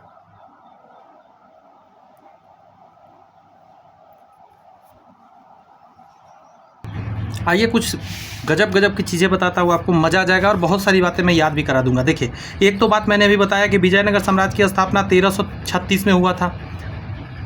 अब ये लाइट कहाँ से चला गया? दिख रहा है आपको? लाइट कम गया यार, कोई नहीं दिख रहा है। मैं ये कह रहा हूँ कि कुछ वंश आया, ये सारे खेला विजयनगर साम्राज्य का है। कहाँ का है? विजयनगर साम्राज्य। पता है, ये विजयनगर साम्राज्य में अलग अलग वंश है, जैसे संगम वंश, तुलुप वंश, सालूब वंश, तुलुप वंश, अराबिडू वंश। अंडरस्टैंड? और इसके संस्थापक है, मैं यहाँ लिख देता हूँ इस कब कब आया है, ठीक है? तो ज़्यादा बढ़िया आपको लगेगा। जैसे ये पहले अगर हम बात करें संगम का, 1326 में आया, ठीक है? 1326 में, और 1485 तक ये चलता रहा। अगला आएगा 1485, और 1485 से ये चलता रहा था 1505 तक, ठीक है? तुलुप वंश की बात करिएगा, एक उल्टा करके दे दिया है ना। तुलुप वंश का 1505 से लेकर आप इसको कहेंगे 1570 तक, और बीच में क्या है हो जाएगा एक 1542 से लेके ये बीच में 1542 से 1646 तक सभी विजयनगर साम्राज्य का है। संगम वंश जो है हरियर एवं बुक्का द्वारा स्थापित, और सबसे ज़्यादा एग्जाम में यही पूछा जाता है। 1326 से लेकर 1485 तक चला था। सालूब वंश की बात किया था, सालूब नरसिंह ने करा था। 1485 से लेकर 1505 तक चला था ये। तुलुब वंश की बात करिएगा तो वीर नरसिंह ने करा था इसका स्थापना 1505 से 1570 तक। और अराबिडू वंश की बात किया था, तिरुमल राय ने करा था। या तिरुमल राय कर दीजिए तब अच्छा रहेगा। 1542 से 1646 तक चला था। ये इसका सीक्वेंस जो जानना है, अब यहाँ देखेंगे 1505 से 1570 बीच में वो घुस जाता है, 1542 से 1546 तक बीच में आ जाता है कुछ दिनों का अराबिडू वंश। क्लियर बात? ये सभी कहाँ पे है? विजयनगर। और विजयनगर मैं ऑलरेडी बता चुका है कहाँ पे था, कर्नाटक में था। कर्नाटक के आसपास के सारे क्षेत्र था। आगे बढ़े क्या? बातें आ रही है समझ में? आएंगी, घबराओ मत आप। देखिए फिर से आ गया विजयनगर का भ्रमण करने वाला पुर्तगाली यात्री। और तत्कालिक शासक कौन सा? तो सबसे इंपॉर्टेंट यही दोनों है, और दोनों में कौन थे? कृष्णदेव राय के समय ही। एग्जाम में वैसे ये भी पूछा हुआ है भाई, ये भी पूछा हुआ है एग्जाम में। देखिए दुआर्ते बारबोसा की बात करेगा, पुर्तगाली यात्री था, 1500 से आया था, 1516 तक ये रहा था, कृष्णदेव राय के समय में ही आया था। आगे बात करिएगा तो डोमिगो पाएस, चलिए लाइट आ गया, डोमिगो पाएस 1520 से 22 तक रहा था, मतलब 3-4 साल रहा था, ये 3 साल कृष्णदेव राय के समय ही रहा था। अगला है फर्नाओ नुनीज, ये 1535 से 37 तक रहा था, 3 साल ये भी रहा था। अच्युत राय देव के समय में आया था, ये एग्जाम में आया हुआ है, इसमें का पहला वाला एग्जाम में आया हुआ है। अगला है आपका सीजर फ्रेडरिक, ये 1567 से लेकर 68 तक रहा था, सदाशिव राय के समय में रहा था। तो ये थोड़ा सा डाटा याद रखिएगा, ये इंपॉर्टेंट हो जाता है क्योंकि ये विदेशी यात्री वाला क्वेश्चन तो बनता ही है ना जनाब। चलिए और कुछ फैक्ट्स देखते हैं क्या क्या है। इतालवी यात्री निकोलो द कोंटी, ठीक है, निकोलो द कोंटी 1420 से 21 ने किस विजयनगर सम्राट के शासनकाल में विजयनगर की यात्रा करा था? इतालवी यात्री था ये, इतालवी था। तो ये जो आया था आपको पता होना चाहिए, देवराय फर्स्ट के समय में आया था, देवराय प्रथम के समय में आया था। आगे है फारस के सुल्तान मिर्जा शाहरुख के राजदूत जिसका नाम था अब्दुल रजाक। कौन? अब्दुल रजाक, ठीक है, जो कि 1443 से 44 ने किस विजयनगर सम्राट जी के शासनकाल में विजयनगर की यात्रा करा था? तो देवराय द्वितीय के समय में आया था। अब मैं क्या बताऊँ, ये दोनों भी इंपॉर्टेंट है और ये थोड़ा सा याद रखना मुश्किल सा हो जाता है, ठीक है, लेकिन कोशिश करेंगे तो याद रह सकता है। अब्दुल रजाक की बात करिएगा तो कृष्णदेव राय द्वितीय, इसका याद रखने का एक टेक्निक देता हूँ, शायद आपको कहीं काम आ जाए। मेरे को एक बार काम आया था, शायद आपको भी आ सकता है। देखिए अब्दुल रजाक आएगा तो इसका नाम तो देगा ही देगा, इसमें 2 बार ज है, 2 बार ज बताता है कि कोई भी राजा होगा ना उसके लास्ट में द्वितीय लगा होगा, तो देवराय द्वितीय। बात समझ में आया? अब्दुल रजाक देवराय द्वितीय, अब्दुल रजाक देवराय द्वितीय, माइंड लगा के रखिएगा। इतालवी यात्री Nicolson de Conti, Devaraya first, Nicolson de Conti, ठीक है, देवराय फर्स्ट के समय में आया था। अगला कह रहा है कि कृष्णदेव राय ने निम्नलिखित में से किसके साथ मैत्रीपूर्ण संबंध रखा था? मतलब मित्रता कहाँ गहरा रखा था अपना?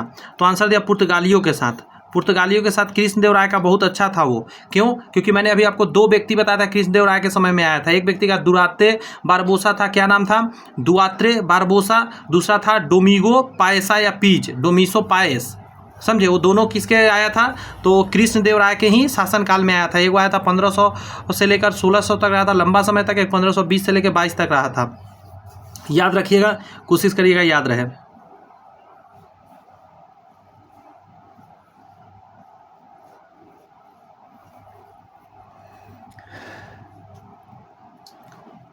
देखिए ये जितना भी नाम था ना, इसका मेरे पास ट्रिक है, लेकिन ये पर्सनल ट्रिक है, समझे? ये मैं ट्रिक नहीं बता सकता। अगर आप खुद थोड़ा देर सोचेंगे ना इसके बारे में तो आपको ज़िंदगी में कभी नहीं भूलने वाला। ये सब में नाम लिखा हुआ है, कुछ ऐसा लिखा हुआ है जैसे ये तो भगवान का नाम है कृष्णदेव राय, समझे? तो दुआ हम लोग किससे करते हैं? भगवान से। तो दुआत्रे क्या आएगा? कृष्णदेव राय आएगा। दुआत्रे बारबोसा दुआ करते हैं बार बार, किससे? तो भगवान कृष्णदेव से राय से करेंगे। अगला है डोमिगो पायस। देखिए कृष्ण होता क्या है ना, आजकल डोमिनोज का पिज़्ज़ा जो होता है, डोमिनोज का पायस मतलब पिज़्ज़ा बहुत महंगा आता है। तो हम लोग भगवान से ही मनाते हैं कि भगवान मुझे ऐसा बना दो, नौकरी वोकरी दे दो कि हम भी एक दिन डोमिनोज पिज़्ज़ा अच्छे से खा सके। तो डोमिगो पायस जो है कृष्णदेव राय से संबंधित है। दुआत्रे बारबोसा दुआ करते हैं बार बार, हम लोग कृष्णदेव राय से ही करते हैं, समझे? और इसका तो ट्रिक मैं नहीं बोल सकता, लेकिन फिर भी आप जान लीजिए, आप सोच लीजिएगा। फरनाओ क्या है? फरनाओ नुनीज अच्युत देव राय। अगला है सीजर फ्रेडरिक। गौर से थोड़ा देर सोचेंगे, सारा याद रहेगा। सीजर फ्रेडरिक, यह सदाशिव राय। जानते हैं सदाशिव राय से आप सदाशिव राव भाव को याद कीजिए। वो कैसा था? वो किसी को फाड़ देता था। फ्रेडरिक सीजर फाड़ मतलब पूरा फाड़ देते थे, गजब का वो तलवारबाज थे। तो सदाशिव राव भाव से ऐसे याद रखिए, सदाशिव राय से याद रखिए। मैं आगे बढ़ता हूँ, कोशिश करिएगा कि याद रहे। मैं कोशिश करा कि आपको वो ट्रिक दे दूं जो आपको शायद याद रखने में मदद कर सकता है। या कहाँ पे था मैं? हाँ, कृष्णदेवराय ने अपना जब मैत्रीपूर्ण कहाँ व्यवहार रखा था, पुर्तगालियों से रखा था, तो ये तो याद रह सकता है अब आप आराम से, क्योंकि इनके समय में वहाँ से ज़्यादा लोग आया भी था।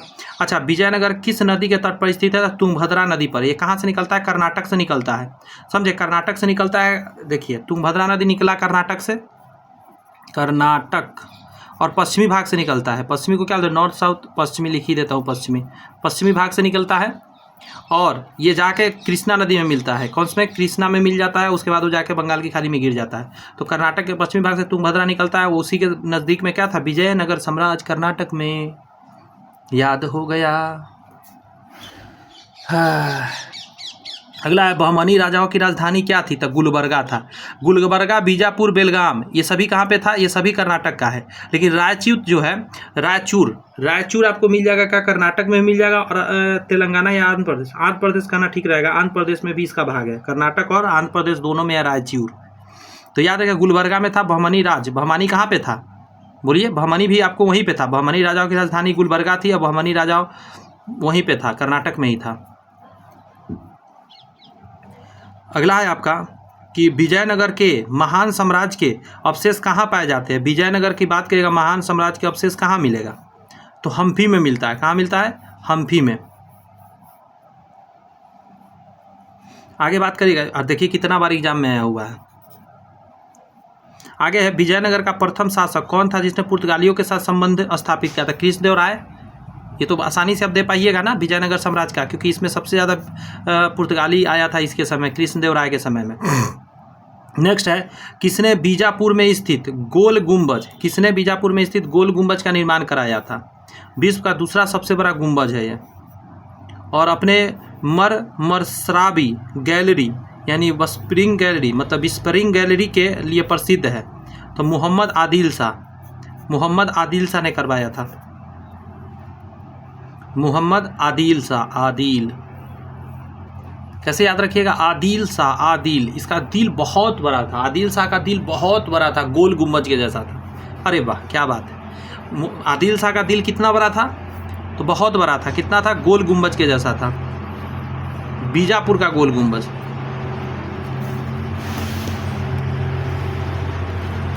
हाँ, मुझे लगता है आ रहा होगा समझ। कृष्णदेवराय किसके समकालिक थे? कृष्णदेवराय तो बाबर के समय थे। इधर में थे बाबर, उत्तर में थे, और नीचे में जाकर कौन थे? कृष्णदेवराय थे। ठीक है, बाबर के समकालिक थे।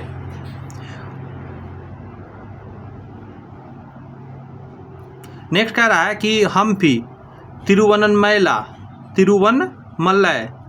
चिदम्बरम, श्रीरंगम, तिरुपति आदि मंदिरों के सामने की ओर बने हुए रायगोपुरम का निर्माता कौन था? तो कृष्णदेवराय था। फिर से सुनिए, हम्पी, तिरुवन्नमलई, चिदम्बरम, श्रीरंगम, तिरुपति आदि मंदिरों के सामने की ओर बने हुए रायगोपुरम का निर्माता कौन था? तो कृष्णदेवराय ही था इसके निर्माण करने वाला। ठीक है, वैसे आप ये जानते हैं कि नहीं जानते ये क्या होता है रायगोपुरम? बहुत लोग शायद नहीं जानते होंगे। देखिए, होता है कि कोई मंदिर होता है, मंदिर में एंट्री करते तो उससे आगे गेट जैसा आपको दिखता है बड़ा सा, वही है ये।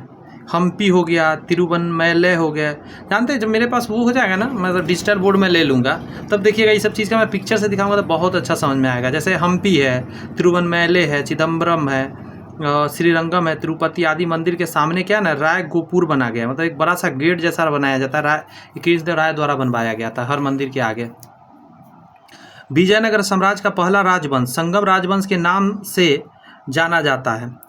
ऐसा क्यों? ये संगम राजवंश के नाम से ये पहला राजवंश था विजयनगर का, क्योंकि हरियर एवं बुक्का ने इसका स्थापना करा था। हरियर एवं बुक्का के पिता का नाम था संगम। समझे, ये संगम राजवंश क्यों है? क्योंकि हरियर और बुक्का ने करा था और इसके पिता का ही नाम संगम था। ये सब फैक्ट पता होने चाहिए। हरियर एवं बुक्का ने जिस संत के प्रभाव में आकर विजयनगर राज्य की स्थापना की, उनका नाम था माधव विद्यारण्य। बहुत अच्छा इंपॉर्टेंट क्वेश्चन दिया। देखिए, हरियर एवं बुक्का ने तो ये सब जानता है कि क्या किया था, विजयनगर साम्राज्य बनाया था, विजयनगर राज्य की स्थापना करा था। लेकिन वो संत कौन थे जो जिनके प्रभाव में आकर, तो उनका नाम था माधव विद्यारण्य। कॉमन सेंस लगा, विजयनगर साम्राज्य मतलब ऐसा साम्राज्य जो पूरा सब चीज़ से विजय प्राप्त करेगा। तो कौन? नॉर्मल तो होगा नहीं, वो क्या होगा? माधव विद्यारण्य। आ गया ये। विजयनगर का अपने स्थान से लेकर पतन तक की राज्य के साथ संघर्ष चलता रहा? विजयनगर का अपने स्थापना से लेकर पतन तक किस राज्य के साथ उसका संघर्ष चलता रहा? तो बहमनी के साथ। किसके साथ चलता रहा? बहमनी राज्य था ना, उसके साथ इसका हमेशा से वो चलता रहा, क्या बोला जाए इससे, थोड़ा सा टकराव चलता रहा। अगला प्रश्न है आपके सामने कि विजयनगर और बहमनी संघर्ष का आरंभ, समझे, संघर्ष का आरंभ किसके शासनकाल में प्रारंभ हो गया था? बहमनी आपको मैं एक बार फिर याद दिला दूं, बहमनी ये छोटा जगह पे नहीं था, कहाँ गया? बहमनी जो है कई जगह था, कर्नाटक में था, कर्नाटक का हिस्सा था इसमें, क्या बोला जाए इसको, महाराष्ट्र का हिस्सा था, साथ में आपको आंध्र प्रदेश का हिस्सा था, तीनों मिला के बहमनी था, और विजयनगर कर्नाटक में था। आरंभ किसके शासनकाल में प्रारंभ हो गया था? हरिहर बुक का कहीं समय में प्रारंभ हो गया था। इंपॉर्टेंट इसीलिए 17 नंबर हो जाता है, शुरू से ही स्टार्ट था इसमें लफड़ा। कौन सा स्थान विजयनगर साम्राज्य में गलीचा निर्माण के लिए प्रसिद्ध था? गलीचा का निर्माण, तो यह कालीकट। कालीकट जो था वो गलीचा निर्माण के लिए बहुत ज़्यादा क्या था, फेमस था। अगला कर रहा है मीनाक्षी मंदिर, ऊपर करता हूँ, और ये कितना बार एग्जाम में आया होगा ना, ये शब्द का मतलब कोई लिमिट ही नहीं है, इसमें 1 लाख भी स्टार लगाइएगा कमी है। मीनाक्षी मंदिर कहाँ पर स्थित है? तो मदुरै में स्थित है। कहाँ है? मदुरै, तमिलनाडु। मीनाक्षी मंदिर कहाँ है? मदुरै, तमिलनाडु में है। और ये एग्जाम में कितनी बार पूछा गया, इसका कोई क्वेश्चन का वो नहीं है, एंडिंग पॉइंट नहीं है, याद रहेगा तो।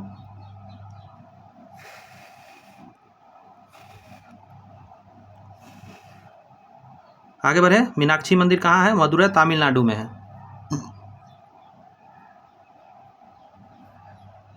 आपको ये मदुरै शब्द याद रखना, मदुरै।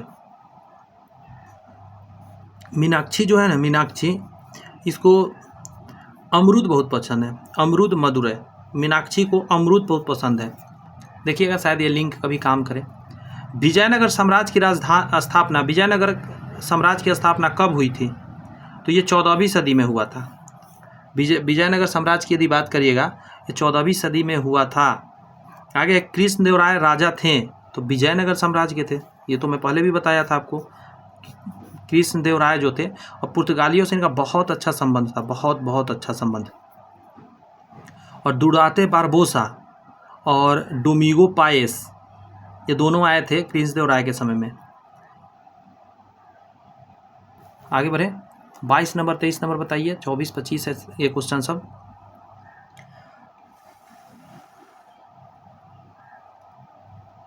कह रहा है चार मीनार का निर्माण किसने कराया था? तो कुली कुतुब शाह ने करवाया था। चार मीनार का निर्माण कुली कुतुब शाह, स्टार लगा देता हूँ, इंपॉर्टेंट है। चार मीनार का निर्माण किसने करवाया? कुली कुतुब शाह। याद रखने का ट्रिक देता हूँ कि चार मीनार में चार है और कुत्ता का 4 पैर होता है, तो कुली कुतुब शाह, कुत्ता का 4 पैर होता है तो चार मीनार आएगा। तो ऑप्शन में ये तो रहेगा ही, कहीं ना कहीं रहेगा ये, इसके बिना तो ऑप्शन बनेगा नहीं। तो आंसर क्या दीजिएगा? तो आपको जैसे ही देखिएगा ना, तो आपको दिमाग में आएगा कुतुब, कुत्ता का 4 पैर, तो चार मीनार कुतुब शाह, गारंटी के साथ ठोक के आइएगा आंसर। अब ये गलती नहीं हो पाएगा, आपको लग रहा होगा याद नहीं है, लेकिन जैसे ही ऑप्शन आएगा आप ठोक दीजिएगा। गोलकुंडा कहाँ स्थित है? गोलकुंडा कहाँ पे है? हैदराबाद में है। गोलकुंडा कहाँ पे है? हैदराबाद में। गोलकुंडा कहाँ पे है? गोलकुंडा कहाँ है? हैदराबाद में है।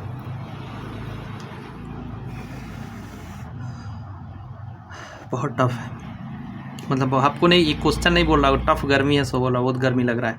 हम्पी का खुला संग्रहालय किस राज्य में है? तो कर्नाटक में। हम्पी कहाँ है? हम्पी का खुला संग्रहालय कहाँ मिलेगा? कर्नाटक में। हम्पी कहाँ पे है?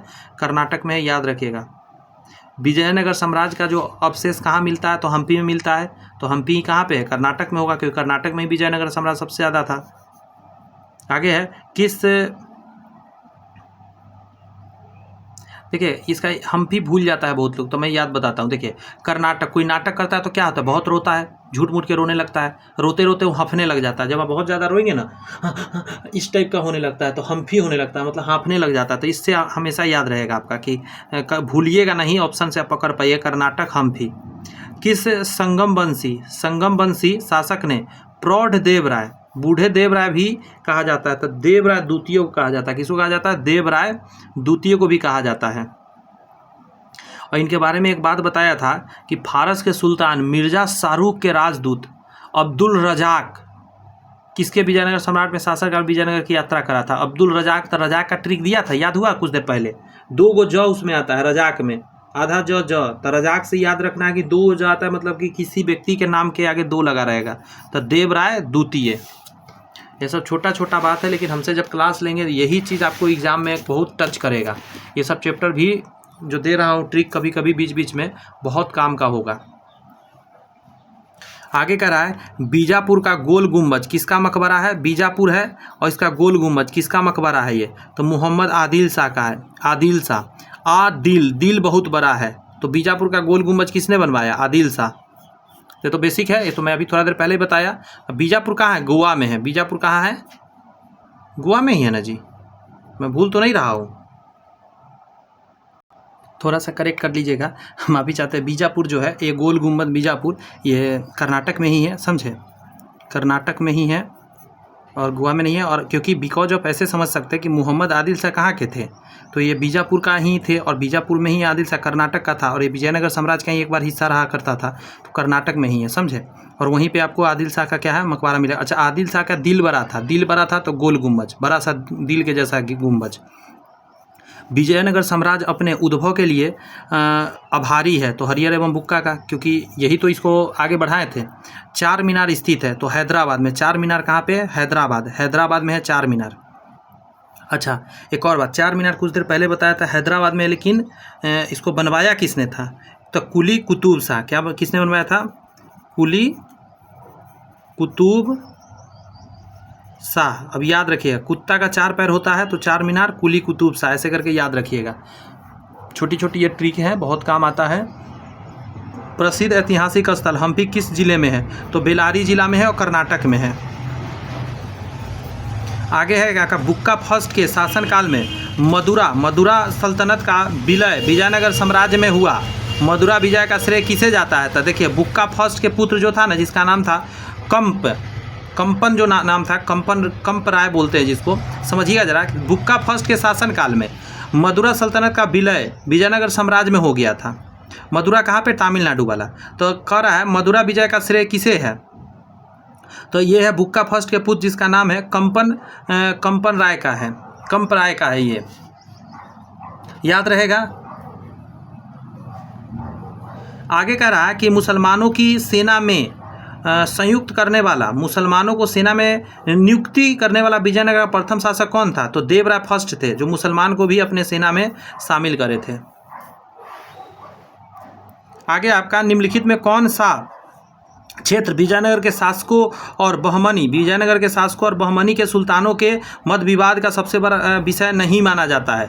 तो वारंगल का क्षेत्र जो है विवाद का नहीं माना जाता, लेकिन कृष्णा तुंगभद्रा का दोआब क्षेत्र, गोदावरी कृष्णा का डेल्टा क्षेत्र, मराठवाड़ा का कोंकण आदि क्षेत्र, ये सभी लफड़ा वाला था, लेकिन ये वारंगल का क्षेत्र लफड़ा वाला नहीं था। थोड़ा सा इसको ख्याल बात रखना है। एनडीए के क्वेश्चन एग्जाम में आया हुआ है। आगे कह रहा है आपका कि निम्नलिखित में से विजयनगर साम्राज्य का प्रथम राजवंश कौन था? तो संगम वंश था, मैं सबसे पहले ही बताया था, संगम, सालूब, तुलुब, अराबिडू। आगे आप कहेंगे और संगम वंश के संस्थापक तो हरिहर एवं बुक्का था, समझे, और उसके पिताजी का नाम है संगम। तो ये सब बात को याद रखिएगा। विजयनगर के किस शासक की उपाधि गजबेतेक, क्या नाम था? गजबेतेक, गज माने हाथी होता है ना, बेतेकर थी, तो देवराय द्वितीय ने ये रखा था। ये टाइटल क्या है कि विजयनगर के किस शासक की उपाधि गजबेतेकर थी? तो देवराय द्वितीय का था। अगला है, विजयनगर के किस शासक ने अपने सेना में मुसलमानों की भर्ती किया? इन्होंने जागीरें प्रदान भी करा, एक मस्जिद का निर्माण कराया तथा 2 कुरान की एक प्रति अपने राज सिंहासन के सामने रखा करता था। वह नाम था देवराय द्वितीय, समझे, देवराय द्वितीय, माइंड में रखिएगा, देवराय द्वितीय।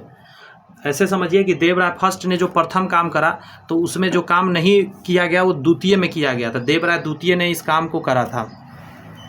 मैं थोड़ा स्लो चल रहा हूँ, कुछ कारण है, मुझे पता है कि ज़्यादा तेज चलने का कोई फ़ायदा नहीं है। ये सब चैप्टर हर बच्चा का कमज़ोर होता है, और इस चैप्टर को मुझे चाहता हूँ कि ज़्यादा से ज़्यादा आपको ख्याल है। मैं चाहूँ तो फड़फड़ा के आंसर लिख के आगे बढ़ जाऊँ, लेकिन नहीं। अगला कह रहा है 36 नंबर क्वेश्चन में कि विजयनगर के किस शासक ने बीदर के सुल्तान के रूप में, कौन सा बीदर? बीदर के सुल्तान के रूप में महमूद शाह को पुनर्स्थापित करने के उपलक्ष्य में यवन राज स्थापनाचार्य की उपाधि धारण कर लिया। तो ये थे कृष्णदेव राय ने ही ऐसा काम करा था, समझे। अगर आगे बात करें तो किस विजयनगर सम्राट के उमातूर के विद्रोह सामंत गंगराय का दमन किया गया। तो ये जो सामंत जो गंगराय थे वो कृष्णदेव राय के समय में ही उसका दमन हुआ। फिर से उन्हें किस विजयनगर सम्राट था और उमातूर के विद्रोह सामंत गंगराय का दमन किया गया। तो कृष्णदेव राय के समय में ही एक किया गया था। अगला बताइएगा, कृष्णदेव राय के शासनकाल में पहली बार विजयनगर और पुर्तगालियों के साथ मैत्री संबंध स्थापित हुआ। इसका क्या परिणाम हुआ? विजयनगर का जो था पुर्तगालियों के साथ में कृष्णदेव राय ने क्या करा था? अच्छा संबंध रखा था। तो इससे कुछ बेनिफिट हुआ कि बस यूं ही? तो देखिए, विजयनगर को घोड़े की आपूर्ति का एक अधिकार मिल गया, घोड़ा खूब मिलने लगा आपको वहाँ से। पुर्तगालियों को व्यापार सुविधाएं मिला, ये भी बेनिफिट हुआ। आगे है कि अनेक पुर्तगाली व्यापारी व यात्री विजयनगर भ्रमण करने आए, ये बात सही भी है, मैं बताया भी था, ट्रिक से भी बताया था। विजयनगर के राजा, ये सारे आंसर होता है इसमें। विजयनगर के राजा कृष्णदेव राय ने गोलकुंडा का युद्ध किस राजा के साथ लड़ा था? तो कुली कुतुब शाह के साथ लड़ा था, ध्यान रखिएगा, कुली कुतुब शाह के साथ लड़ा था कृष्णदेव राय। और ये गोलकुंडा कहीं अलग नहीं है, वो उसी में था, कर्नाटक का ही एक पार्ट, एक हिस्सा था। आगे देखेंगे तो कह रहा है विजयनगर के उस पहले शासक के पहचान करें जिसने बहमनियों को, कहाँ से? बहमनियों को गोवा को छीन लिया। तो हरिहर द्वितीय था। बहमनियों से गोवा को छीनने वाला कौन था? तो हरिहर द्वितीय था। हरिहर में बुक्का है ना, उसी का हरिहर द्वितीय। आगे आपका कि विजयनगर साम्राज्य के वित्त व्यवस्था की मुख्य विशेषता क्या था? कहाँ का? विजयनगर की बात कर रहा है, वित्तीय व्यवस्था का। तो भू राजस्व था, भूमि पर उसको राजस्व आता था, मेन यही था।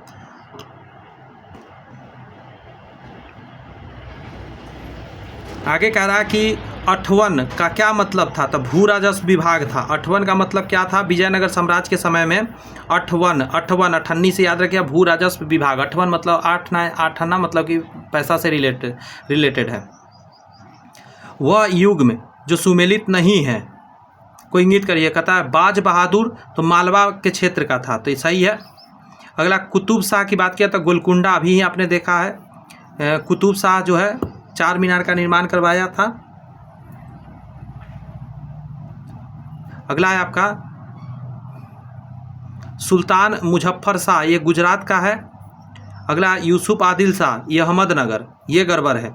यूसुफ आदिल शाह जो हो जाएगा ये विजयनगर का ही हिस्सा का था, ठीक है, ये अहमदनगर का नहीं था।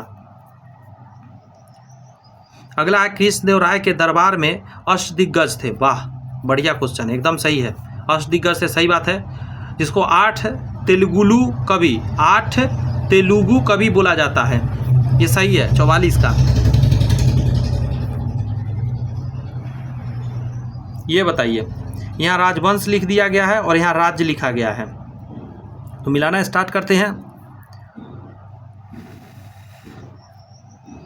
देखिए, आदिल शाह जो था बीजापुर का था, अभी कुछ देर पहले था। दिल बहुत बड़ा था, किसका दिल बड़ा था भाई? तो आदिल शाह का दिल बड़ा था, तो ये तो समझ में आ गया बीजापुर। और बीजापुर कहाँ है? कर्नाटक में था, कर्नाटक। आगे आपका है कुतुब शाह, तो 2 का आंसर हो जाएगा 3 नंबर, गोलकुंडा। कुतुब शाह कहाँ का था? गोलकुंडा, समझे। और आपको पता होना चाहिए गोलकुंडा कहाँ पे था। तो गोलकुंडा था आपको क्या उसको कहा जाता है?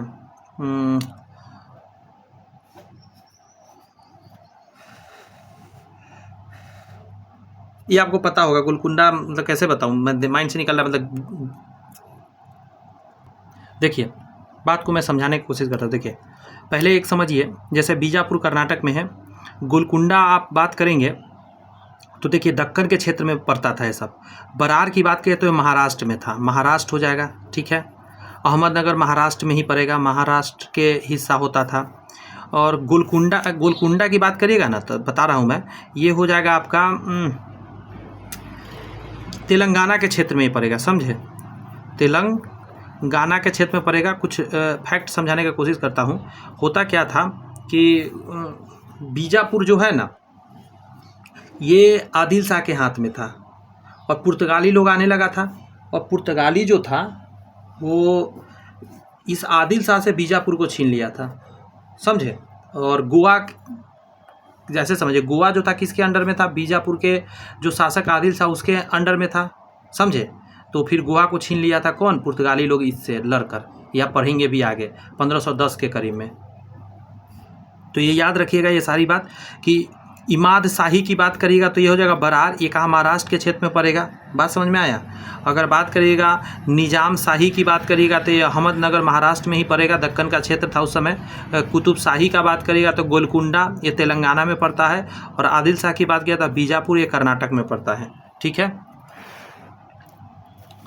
ये सब ऐसा है ना कि माइंड से स्किप कर जाएगा, कितनों बार पढ़िएगा धीरे धीरे स्किप कर जाता है, लेकिन फिर भी याद आ जाएगा अगर बार बार पढ़िएगा तो। सर्की सुल्तानों के शासनकाल में निम्न स्थानों में से किसे पूर्व का सिराज या सिराज ए हिंद कहा जाता है। एग्जाम में आया हुआ क्वेश्चन है, समझे। तो इसको बोलते हैं जौनपुर को। सर्की सुल्तानों के शासनकाल के निम्न स्थानों में से किसे पूर्व का सिराज या सिराज ए हिंद, तो जौनपुर आंसर हो जाएगा। कलहन की राजतरंगिणी जिसे शाही अर्थों में पहला ऐतिहासिक ग्रंथ होने का गौरव प्राप्त है, किसने आगे बढ़ाया। फिर से सुने, कलहन की राजतरंगिणी जिसे शाही अर्थों में पहला ऐतिहासिक ग्रंथ होने का गौरव प्राप्त है, किसने आगे बढ़ाया, तो आंसर हो जाएगा जोन राज एवं श्रीवर। जोन राज एवं श्रीवर ने बढ़ाया था। फिर से सुन लीजिए, मैं ये क्वेश्चन को मैं बार बार बोल रहा हूँ। कलहन की राजतरंगिणी, ठीक है, जिसे सही अर्थ में पहला ऐतिहासिक ग्रंथ होने का गौरव भी प्राप्त है, किसने आगे बढ़ाया था, तो जोन राज एवं श्रीवर ने आगे बढ़ाया इसको। आगे है, अपनी मधुरा विजय या वीर कंपराय चरित्र कृति में अपने पति के विजय अभियानों का वर्णन करने वाली कवित्री कौन थी, तो आंसर क्या दिया, गंगा देवी, समझे। इसलिए कितना इंपॉर्टेंट है इसे समझिए, अपनी मधुरा विजय, ठीक है। वीर कंपराय चरित्र कीर्ति अपने पति के विजय के बारे में लिखने वाली कवित्री गंगा देवी थी। अच्छा, बहमनी राज की स्थापना की थी, बहमनी राज की स्थापना की थी, तो आंसर क्या दीजिएगा, बहमनी राज की स्थापना किसने कहा था, अलाउद्दीन हसन बहमन शाह ने कहा था, हसन गंगू जिसको बोलते हैं। अलाउद्दीन हसन बहमन शाह ने करा था, जिसको हसन गंगू के नाम से हम लोग जानते हैं। क्लियर हो रही है बातें। आगे है, वैदिक ग्रंथों के प्रसिद्ध भाष्यकार सायन निम्न में से किस एक काल में सक्रिय थे, तो विजयनगर राज्य काल में ही बहुत सक्रिय थे। वैदिक ग्रंथों के प्रसिद्ध भाष्यकार सायन जो है किस काल में थे, तो विजयनगर काल में ही बहुत फेमस थे। अगला प्रश्न देखेंगे तो कह रहा है 1565 में कौन सा प्रसिद्ध युद्ध हुआ था, तो तालीकोटा का युद्ध हुआ था। बहुत इंपॉर्टेंट है, स्टार लगा देता हूँ। 1565 में तालीकोटा का आपका युद्ध हुआ था, याद रहेगा इतनी बातें।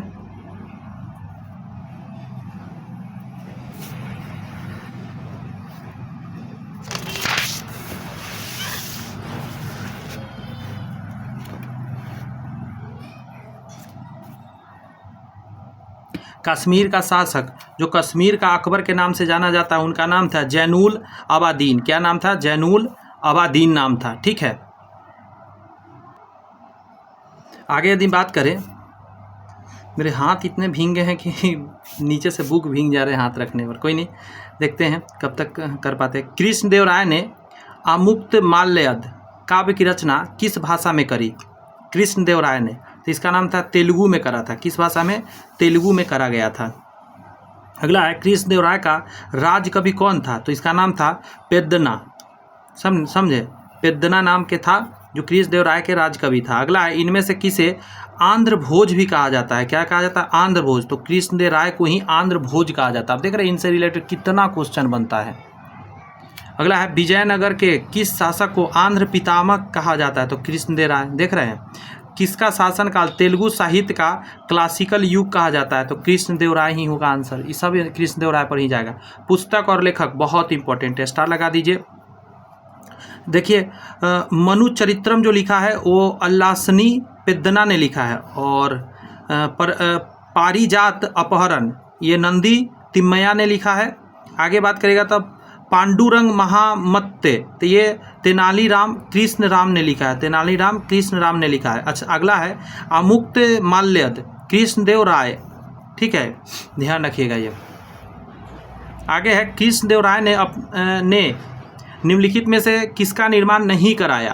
तो देखिए, कृष्णा स्वामी मंदिर कृष्णदेव राय ने बनवाया, विट्ठल स्वामी मंदिर भी कृष्णदेव राय ने बनाया, हजार रामा स्वामी मंदिर भी कृष्णदेव राय ने बनवाया, लेकिन मीनाक्षी मंदिर कृष्णदेव राय ने नहीं बनवाया है, ध्यान रखिएगा। मीनाक्षी मंदिर तमिलनाडु में, ध्यान रखिएगा। ये अगला है कि किस पुस्तक में कृष्णदेव राय अपने गाय राजनीतिक प्रशासनिक सिद्धांतों का वर्णन मिलता है? तो मुक्त माल्यद में मिलता है। कृष्णदेव राय को अपने राजनीतिक प्रशासनिक सिद्धांत कहाँ मिल जाएगा आपको? तो मुक्त माल्यद में मिल जाएगा। वो क्या सोचते थे अपने साम्राज्य के बारे में। विजयनगर के किस शासक ने विवाह कर, विवाह पे टैक्स जैसे लोकप्रिय करों को समाप्त कर दिया था? तो कृष्णदेव राय जो थे वो विवाह पर टैक्स कहते कि नहीं लगेगा, विवाह खुशी खुशी होनी चाहिए। आगे देखेंगे तो कह रहा है कि अहमदनगर के निजाम शाही वंश के अंत कैसे हो गया, समझे? तो ये कहेंगे, गौर से सुनिए, पहला ही सही है कि अहमदनगर को मुगल साम्राज्य में मिलाकर, ठीक है, हुसैन शाह को आजीवन कारावास दिया गया था। फिर से सुनिए, अहमदनगर के निजाम शाही वंश का अंत कैसे हुआ? तो अहमदनगर को मुगल साम्राज्य में मिलाकर हुसैन शाही को आजीवन कारावास दे दिया गया था। आगे बात करें तो कह रहा है, जब राजा ओडियार, कौन सा राजा ओडियार ने मैसूर राज्य की स्थापना की, तब विजयनगर साम्राज्य का शासक कौन था उस समय? तो आपका आंसर क्या निकल के आ जाएगा? वो था वेंकट दो था, ठीक है। अगला, निम्नलिखित मुस्लिम शासकों में किस एक को उसकी धर्मनिरपेक्षता में आस्था के कारण उसकी मुस्लिम प्रजा जगत गुरु कहकर पुकारती थी? जगत गुरु, तो इब्राहिम आदिल शाह के लिए, समझे, इब्राहिम आदिल शाह के लिए ऐसा उनके जनता लोग सोचती थी। अगला है, तुलुब वंश के शासक, अंतिम शासक सदाशिव राय ने समय में वास्तविक सत्ता किसके हाथों में थी? तो कहने के लिए तो सदाशिव राय थे, लेकिन राम राय या राम राजा कह सकते, उनके हाथों में सत्ता थी 65 के लिए।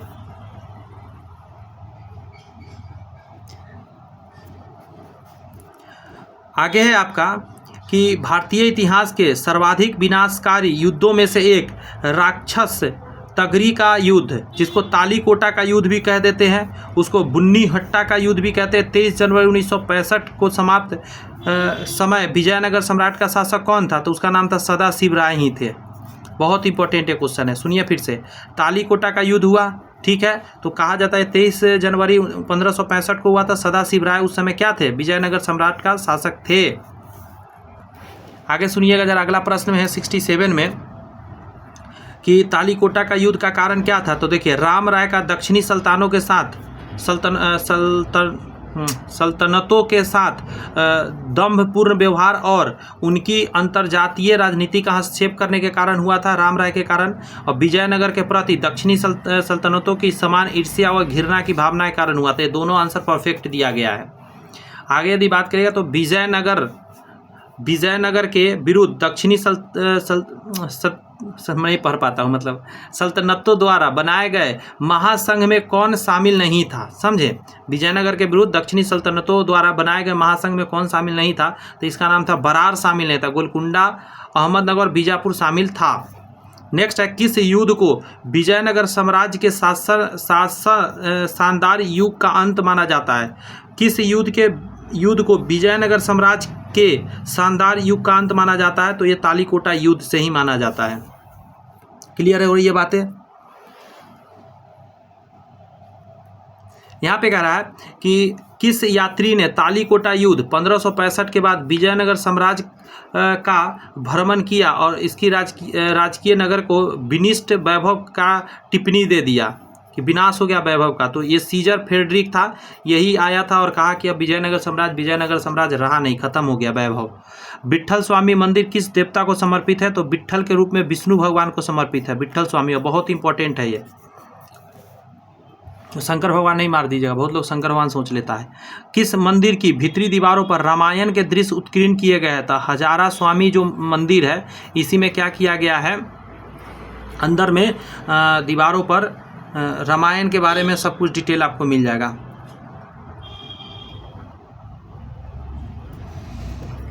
नेक्स्ट क्वेश्चन पढ़ाइए कि मदुरा का मीनाक्षी मंदिर का निर्माण कराया गया था। आ गया है क्वेश्चन, कुछ देर पहले मन में चल रहा होगा आपको। मदुरा के नायकों ने करवाया था, मदुरा के नायकों ने, नेक्स्ट है शैवों का अजंता किसे कहा जाता है, तो लिपाक्षी को कहा जाता है। शैवों का अजंता लिपाक्षी को कहा जाता है, लिपाक्षी मंदिर को याद रखिएगा। आगे कह रहा है मैच द कॉलम आ गया, आइए मैच कराते हैं।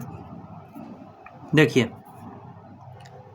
बरवा की बात करिएगा तो उत्तर भारत से आकर दक्षिण में बसने वाले लोग को बैरवा कहा जाता था, ये एकदम सही है, टिक लगा हुआ। आगे यदि बात करिएगा तो ये हो जाएगा आपका कि बेस बेग, इसको दासों का क्रय विक्रय करना, इसको बेस बेग बोला जाता था, दास को खरीदना और बेचना। आगे है आपका कि राय कहा जाता, विजयनगर काल में राजा को कहा जाता था राय, समझे। अगला है गंडपेद्र। गंडपेद्र का मतलब पैर में पहने जाने वाला सम्मान सूचक करा होता था एक, आप देखोगे गोल का मोटा सा रहता था पैर में, उसको गंडप्रेद बोलते थे, प्रेद। फिर से मैच द कॉलम है 76 का, मैच करा ले क्या। तो भंडारबाद ग्राम भूमि, तो इसके बारे में है कि राज्य के सीधे नियंत्रण वाले ग्रामों की भूमि को बोलते थे मान्या भूमि। ये कैसा भूमि होता था, राज्य द्वारा कर मुक्त की मान्यता प्राप्त भूमि होता था, मान्या भूमि। अमरम भूमि क्या होता था, तो कह रहा है सैनिक व असैनिक अधिकारियों को उनकी सेवा के बदले में दी जाने वाली भूमि। अगला है रत्कोर्गे भूमि। रत्कोर्गे भूमि में युद्ध में शौर्य प्रदर्शन करने वाले को दी जाने वाली भूमि होती थी, रत्कोर्गे भूमि। क्लियर है। रत्कोर्गे भूमि क्या है, अमरम भूमि क्या है, सैनिक व असैनिक को दिया जाता था। मन्या भूमि में क्या होता था, कर मुक्त रहता था। भंडारबाद भूमि जिससे कि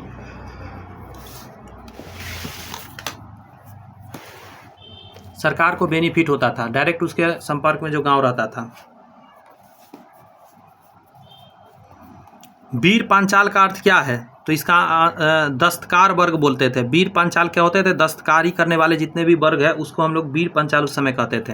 फिर से एक मौजूदा कॉलम में देखते हैं जरा क्या है। कह रहा है सुमेलित नहीं है, पहले उम्बली भूमि, तो गांव के कुछ विशेष सेवाओं के बदले दी जाने वाली कर मुक्त भूमि होती थी, तो इसको उम्बली भूमि बोलते थे, सही है। कुडुगी, पट्टे पर ली गई भूमि को कुडगी बोलते थे, मतलब पट्टा पर, मतलब कि उस पर हम कुछ आपको टैक्स देंगे, पैसा हम दे देंगे कुछ दिन के लिए, साल भर के लिए हमको दे दीजिए या 5 साल के लिए। कुदी, तो कृषक मजदूर होते थे, कुदी मतलब कृषक मजदूर होते थे, उसको कुदी कहा जाता था। और मान्या भूमि ये गड़बड़ है, इसको हटा दीजिए। नेक्स्ट है आपका कि मराठा कालीन पेशवा के समतुल्य विजयनगर का केंद्रीय प्रशासनिक पद कौन सा होता था। जैसे मराठा में क्या होता था, पेशवा एक पद होता था, तो पूछ रहा है कि विजयनगर में क्या होता था, तो उसको बोला जाता था 79 का, बहुत आसान है, इसको बोलते थे प्रधानी या महाप्रधानी बोलते थे उस समय विजयनगर सम्राट में। आगे आपका इधर और मैच कराना है 80 का, मैच कराते हैं। देखिए सभा नायक को बोलते थे मंत्री परिषद का अध्यक्ष, बहुत इंपॉर्टेंट है, एग्जाम में आया हुआ है। सभा नायक मंत्री परिषद का अध्यक्ष होता था। सर्वनायक जो होता था इसको बोला जाता मुख्य सचिव। और मान्य प्रधानम का मतलब होता था गृह मंत्री। और मुद्राकर्ता का मतलब होता था आपका क्या, तो शाही मुद्रा को रखने वाला मुद्राकर्ता। ये सब चीज़ सुनेंगे, याद रहेगा तो अच्छा रहेगा। आगे आपके क्वेश्चन है कि निम्नलिखित में से किस काल में प्रशासन में न्यायंकार व्यवस्था एवं अयंगार व्यवस्था प्रचलित था, तो ये विजयनगर काल में ही व्यवस्था ये दोनों, न्यायंकार और अयंगार। अच्छा, अमरम का अर्थ क्या था, तो जागीर। अमरम का मतलब क्या था, जागीर होता था उस समय। आगे है विजयनगर काल में ग्रामीण शासकीय इकाई पर शासन के लिए 12 व्यक्तियों की नियुक्ति किया जाता था, जिसे क्या कहा जाता था, अयंगार कहा जाता था। अभी आपने ऊपर देखा था अयंगार, यहाँ पे अयंगार, न्यायंगार अयंगार बना था, तो ये विजयनगर काल में था। इसका मतलब क्या था कि विजयनगर काल में ग्रामीण शासकीय इकाई पर शासन के लिए 12 व्यक्तियों को नियुक्त किया जाता था, जिसे कहा जाता था अयंगार। समझ गए, याद रहेगा। अच्छा अगला बताइए, तो शिष्ट का अर्थ क्या होता था, तो ये सब समझना है। भूमि पर कर जो दिया जाता था वो शिष्ट होता था, और एग्जाम में आया हुआ है, यहाँ स्टार लगा देता हूँ, इंपॉर्टेंट है। भूमि का कर को शिष्ट कहा जाता था, याद रखिएगा। अब शिष्ट जमीन से ही निकलता है, तो भूमि पर कर को शिष्ट कहा जाएगा। अगला आपका विजयनगर साम्राज्य में सैनिक विभाग किस नाम से जाना जाता था, तो इसको बोलते थे कदाचार, बहुत इंपॉर्टेंट है ये। कौन सा सैनिक विभाग, तो कदाचार कहलाता था। तेलुगु के कवित्रय में शामिल नहीं हैं, समझे, तो आंसर क्या दीजिएगा इसका? तिरुवल्लुवर शामिल नहीं है, एराप्रगढ़ शामिल है, किन्नन शामिल है, नान्नय शामिल है, ये ध्यान रखिएगा जरा। अगला प्रश्न है 87 का आपका कि राज्य है और संस्थापक है जौनपुर। जौनपुर का स्थापना किसने करा? तो मलिक सरवर यानी ख्वाजा जहां ने करा था। मालवा की बात करिएगा तो ये किसने? तो दिलवार खां गोरी ने किया था। अगला गुजरात की बात करिएगा तो जफर खान मुजफ्फरा शाह ने करा था। बंगाल की बात करिएगा तो ये शमसुद्दीन इलियास शाह ने करा था। ये एकदम सामने सामने एक बार रिपीट करके पढ़ देता हूँ, फिर से सुनिए। जौनपुर तो मलिक सरवार यानी ख्वाजा खां। मालवा की बात किया था दिलवार खां गौरी। गुजरात की बात करा था जफर खां मुजफ्फरा शाह। और बंगाल की बात कहते हैं शाहुद्दीन इलियास शाह ने करा था। थोड़ा देर और सेशन है, इसको कंप्लीट करके आज स्टॉप करेंगे क्योंकि बहुत टफ चैप्टर हम लेके आज बैठे पड़े हैं। खान देश राज्य का संस्थापक कौन था? खान देश हमेशा सुनने को मिलता है खान देश, तो आंसर क्या निकल के आएगा? मलिक रजा फारूकी। मलिक रजा फारूकी था, ठीक है, इंपॉर्टेंट है ये। अगर तैमूर लंग का आक्रमण, स्टार लगा देता हूँ, तैमूर लंग का आक्रमण 1398 ईस्वी के बाद गंगा की घाटी में स्थापित होने वाला राज्य कौन सा था? तो आंसर क्या हो जाएगा? जौनपुर ही था। जहाँ के शासक की उपाधि सुल्तान उर्फ सर्क यानी पूर्व का स्वामी था, वो जौनपुर ही था, समझे। आगे है आपका कि मालवा के किस शासक के शासनकाल में मालवा राज्य का विलय अकबर द्वारा मुगल सम्राट में कर लिया गया था? तो ये था आपका बाज बहादुर। फिर से सुनिए, स्टार लगा देता हूँ, इंपॉर्टेंट है ये कि मालवा के किस शासक के शासनकाल में मालवा राज्य का विलय अकबर द्वारा मुगल साम्राज्य में किया गया था, दिल्ली वाला, तो बाज बहादुर के समय में। आगे है अहमदाबाद की स्थापना किसने करा? तो अहमद शाह फर्स्ट ने करा था। अहमद शाह फर्स्ट ने अहमदाबाद का निर्माण करा। इसके नाम से ही रिलेटेड है तो याद रहेगा मुझे लगता है, अहमद शाह अहमदाबाद। अगला है महमूद बेगरा किस राज्य का प्रसिद्ध सुल्तान था? महमूद बेगरा किस राज्य का प्रसिद्ध सुल्तान था? गुजरात का था महमूद बेगरा।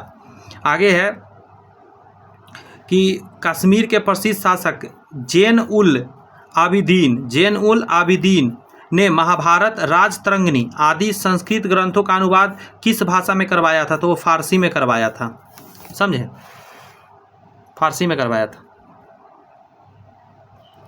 नेक्स्ट अगर आप देखिएगा तो कह रहा है कि कश्मीर के किस शासक को कश्मीरी बादशाह यानी महान सुल्तान के नाम से जाना जाता है? तो जैन उल आबिदीन उनका नाम था, जैन उल आबिदीन।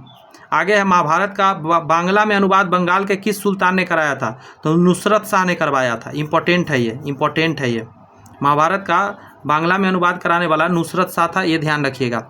अगला है कि निम्नलिखित में से भारत का पहला मुस्लिम शासक कौन था जिसने हिंदुओं से जजिया कर न लेने का आदेश दे दिया कि जजिया कर नहीं लेंगे हिंदुओं से?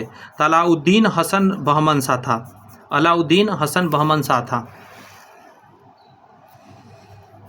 आगे है आपका कि किस बहमनी शासक ने प्रसिद्ध सूफी मोहम्मद गेसूदराज बंदानबाज को भू अनुदान दिया था? तो ये था तजुद्दीन फिरोज ने दिया था। बहमनी शासक था, प्रसिद्ध सूफी संत थे, सूफी मोहम्मद गेसूदराज, जिसको कि बदानबाज भी बोला जाता, को भूमि अनुदान में दे दिया था, तो ताजुद्दीन फिरोज ने दे दिया था। आगे आपका कि बहमनी साम्राज्य को किसने चरमोत्कर्ष पर पहुंचाया? मतलब बहमनी साम्राज्य सबसे ज़्यादा ऊपर गया। बहमनी में बोल रहा हूँ तो समझना होगा महाराष्ट्र, आंध्र प्रदेश और कर्नाटक का कुछ भाग, समझे। महमूद गांवा थे वो, जो बहमनी साम्राज्य को बहुत ऊंचाई पे ले गए थे। आगे आपका टोडरमल का पूर्वगामी किसे कहा जाता है? तो महमूद गांवा को ही कहा जाता है टोडरमल का पूर्वगामी। क्लियर है बात? आगे ऊपर करता हूँ जरा। यहाँ कह रहा है आपको बहमनी साम्राज्य का कितने राज्यों में विभाजन हुआ? बहमनी साम्राज्य जब टूटा तो कितने राज्य में बटा? तो आपको पता होना चाहिए 5 भाग में बटा। सोचिए कि बहमनी साम्राज्य कितना दूर था, मैं बता ही रहा हूँ। बहमनी साम्राज्य में सबसे पहले कौन राज्य स्वतंत्र हुआ था बहमनी साम्राज्य का? तो आप आंसर दीजिएगा। पहला तो बरार ही टूटा था, सबसे पहले बरार टूटा था, और मैं ऑलरेडी बरार के बारे में बता चुका हूँ, समझे, तो याद रखिएगा।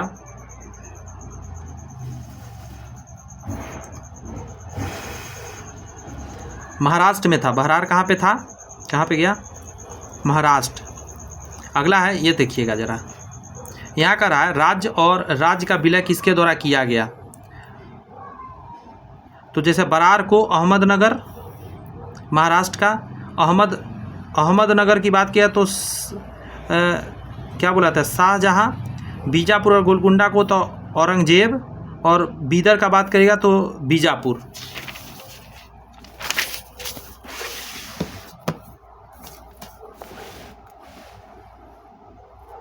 एक 104 का बताइए जरा। कह रहा है कि बहमनी साम्राज्य में सबसे अंत में कौन सा राज्य स्वतंत्र हुआ था। बीदर सबसे लास्ट में हुआ था। अगला है आदीन मस्जिद कहाँ स्थित है।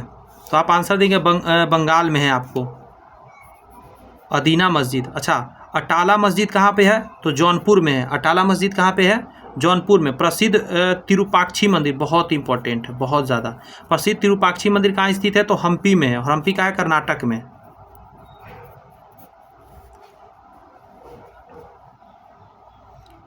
आगे आइए, ऊपर करता हूँ, बताइए इसका।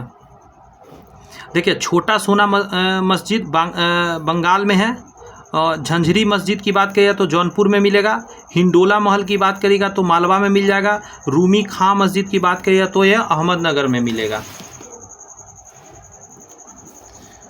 आगे आपका कृष्णदेव राय का उड़ीसा के शासक प्रताप रुद्र गजपति के विरुद्ध अभियान को किस इतिहासकार ने 16वीं सदी के भारतीय इतिहास की सबसे शानदार सैनिक घटना कहा है। तो आंसर क्या निकल के आता है, ये नीलकंठ शास्त्री जी ने कहा है।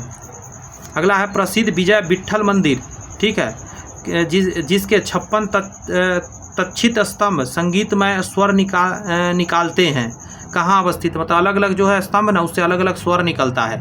तो ये आंसर हो जाएगा आपका क्या, हम्पी में हो जाएगा। और हम्पी कहाँ है, कर्नाटक में, कई बार बता दिया। इसका जवाब दीजिए 111 का। कह रहा है कि विजयनगर का उल्लेख उसके मसालों, वस्त्रों और रत्नों के बाजार के लिए होता था। एकदम सही बात है। कृष्णदेव राय का शासन साम्राज्यिक संरचना के अंदर के तनावों के विशेषता था। ये भी सही बात है। कृष्णदेव राय के शासन साम्राज्यिक संरचना के अंदर के तनावों में विशेषताएं था। ये भी सही है। अगला अमरनायक क्या है, अमरनायक सैन्य कमांडर होते थे जिन्हें रायों के द्वारा, मतलब राजाओं के द्वारा शासनार्थ क्षेत्र दिए जाते थे। ये भी सही बात है। इसके तीनों पॉइंट सही में जाएंगे। और आज की क्लास का लास्ट क्वेश्चन रखेंगे कि निम्नलिखित में से कौन महाभारत के तेलुगु अनुवादों के लिए विख्यात है। तेलुगु अनुवाद किसने करवाया। तो आप आंसर देंगे, एक तो आपका हो जाएगा नन्नय और नेक्स्ट हो जाएगा तिक्कन। इसका आंसर सी दे दीजिए, 3 और 4 दोनों। अब हम लोग अगला क्लास में दोस्त करेंगे भक्ति आंदोलन, 15वीं से 16वीं सदी धार्मिक आंदोलन की बात करेंगे। बहुत इंपॉर्टेंट रहेगा। यहाँ से बहुत सारे क्वेश्चन बनते हैं, बहुत ज़्यादा क्वेश्चन। अभी जो किया है उतना ही इससे क्वेश्चन बनेंगे। छोटा चैप्टर है, बहुत ज़्यादा नहीं, 60 क्वेश्चन का चैप्टर है, लेकिन यहाँ से क्वेश्चन बनते हैं। उसके बाद सूफी संत के बारे में हम लोग करेंगे, उसमें भी क्वेश्चन बहुत ज़्यादा नहीं है, 44 क्वेश्चन है। तो दोनों चैप्टर को हम लोग एक साथ निपटा लेंगे, समझे। और ये बुक मैं एक बार बता दूं, डिस्क्रिप्शन में यदि आप लेना चाहते हैं लिंक मैंने दे दिया, वहाँ से आप मंगा लीजिएगा। और इसका मैं PDF बनाकर टेलीग्राम पे अपलोड अभी करवा देता हूँ। आप वहाँ से जाके टेलीग्राम ज्वाइन कर लीजिए, डिस्क्रिप्शन में लिंक है, आपको मिल जाएगा। कैसा लगा सेशन मुझे जरूर बताइएगा। मुझे पूरा विश्वास है आपको अच्छा ही लगा होगा। तो चैनल सब्सक्राइब करके बेल आइकन प्रेस कर लीजिए। All the best, bye bye, thank you.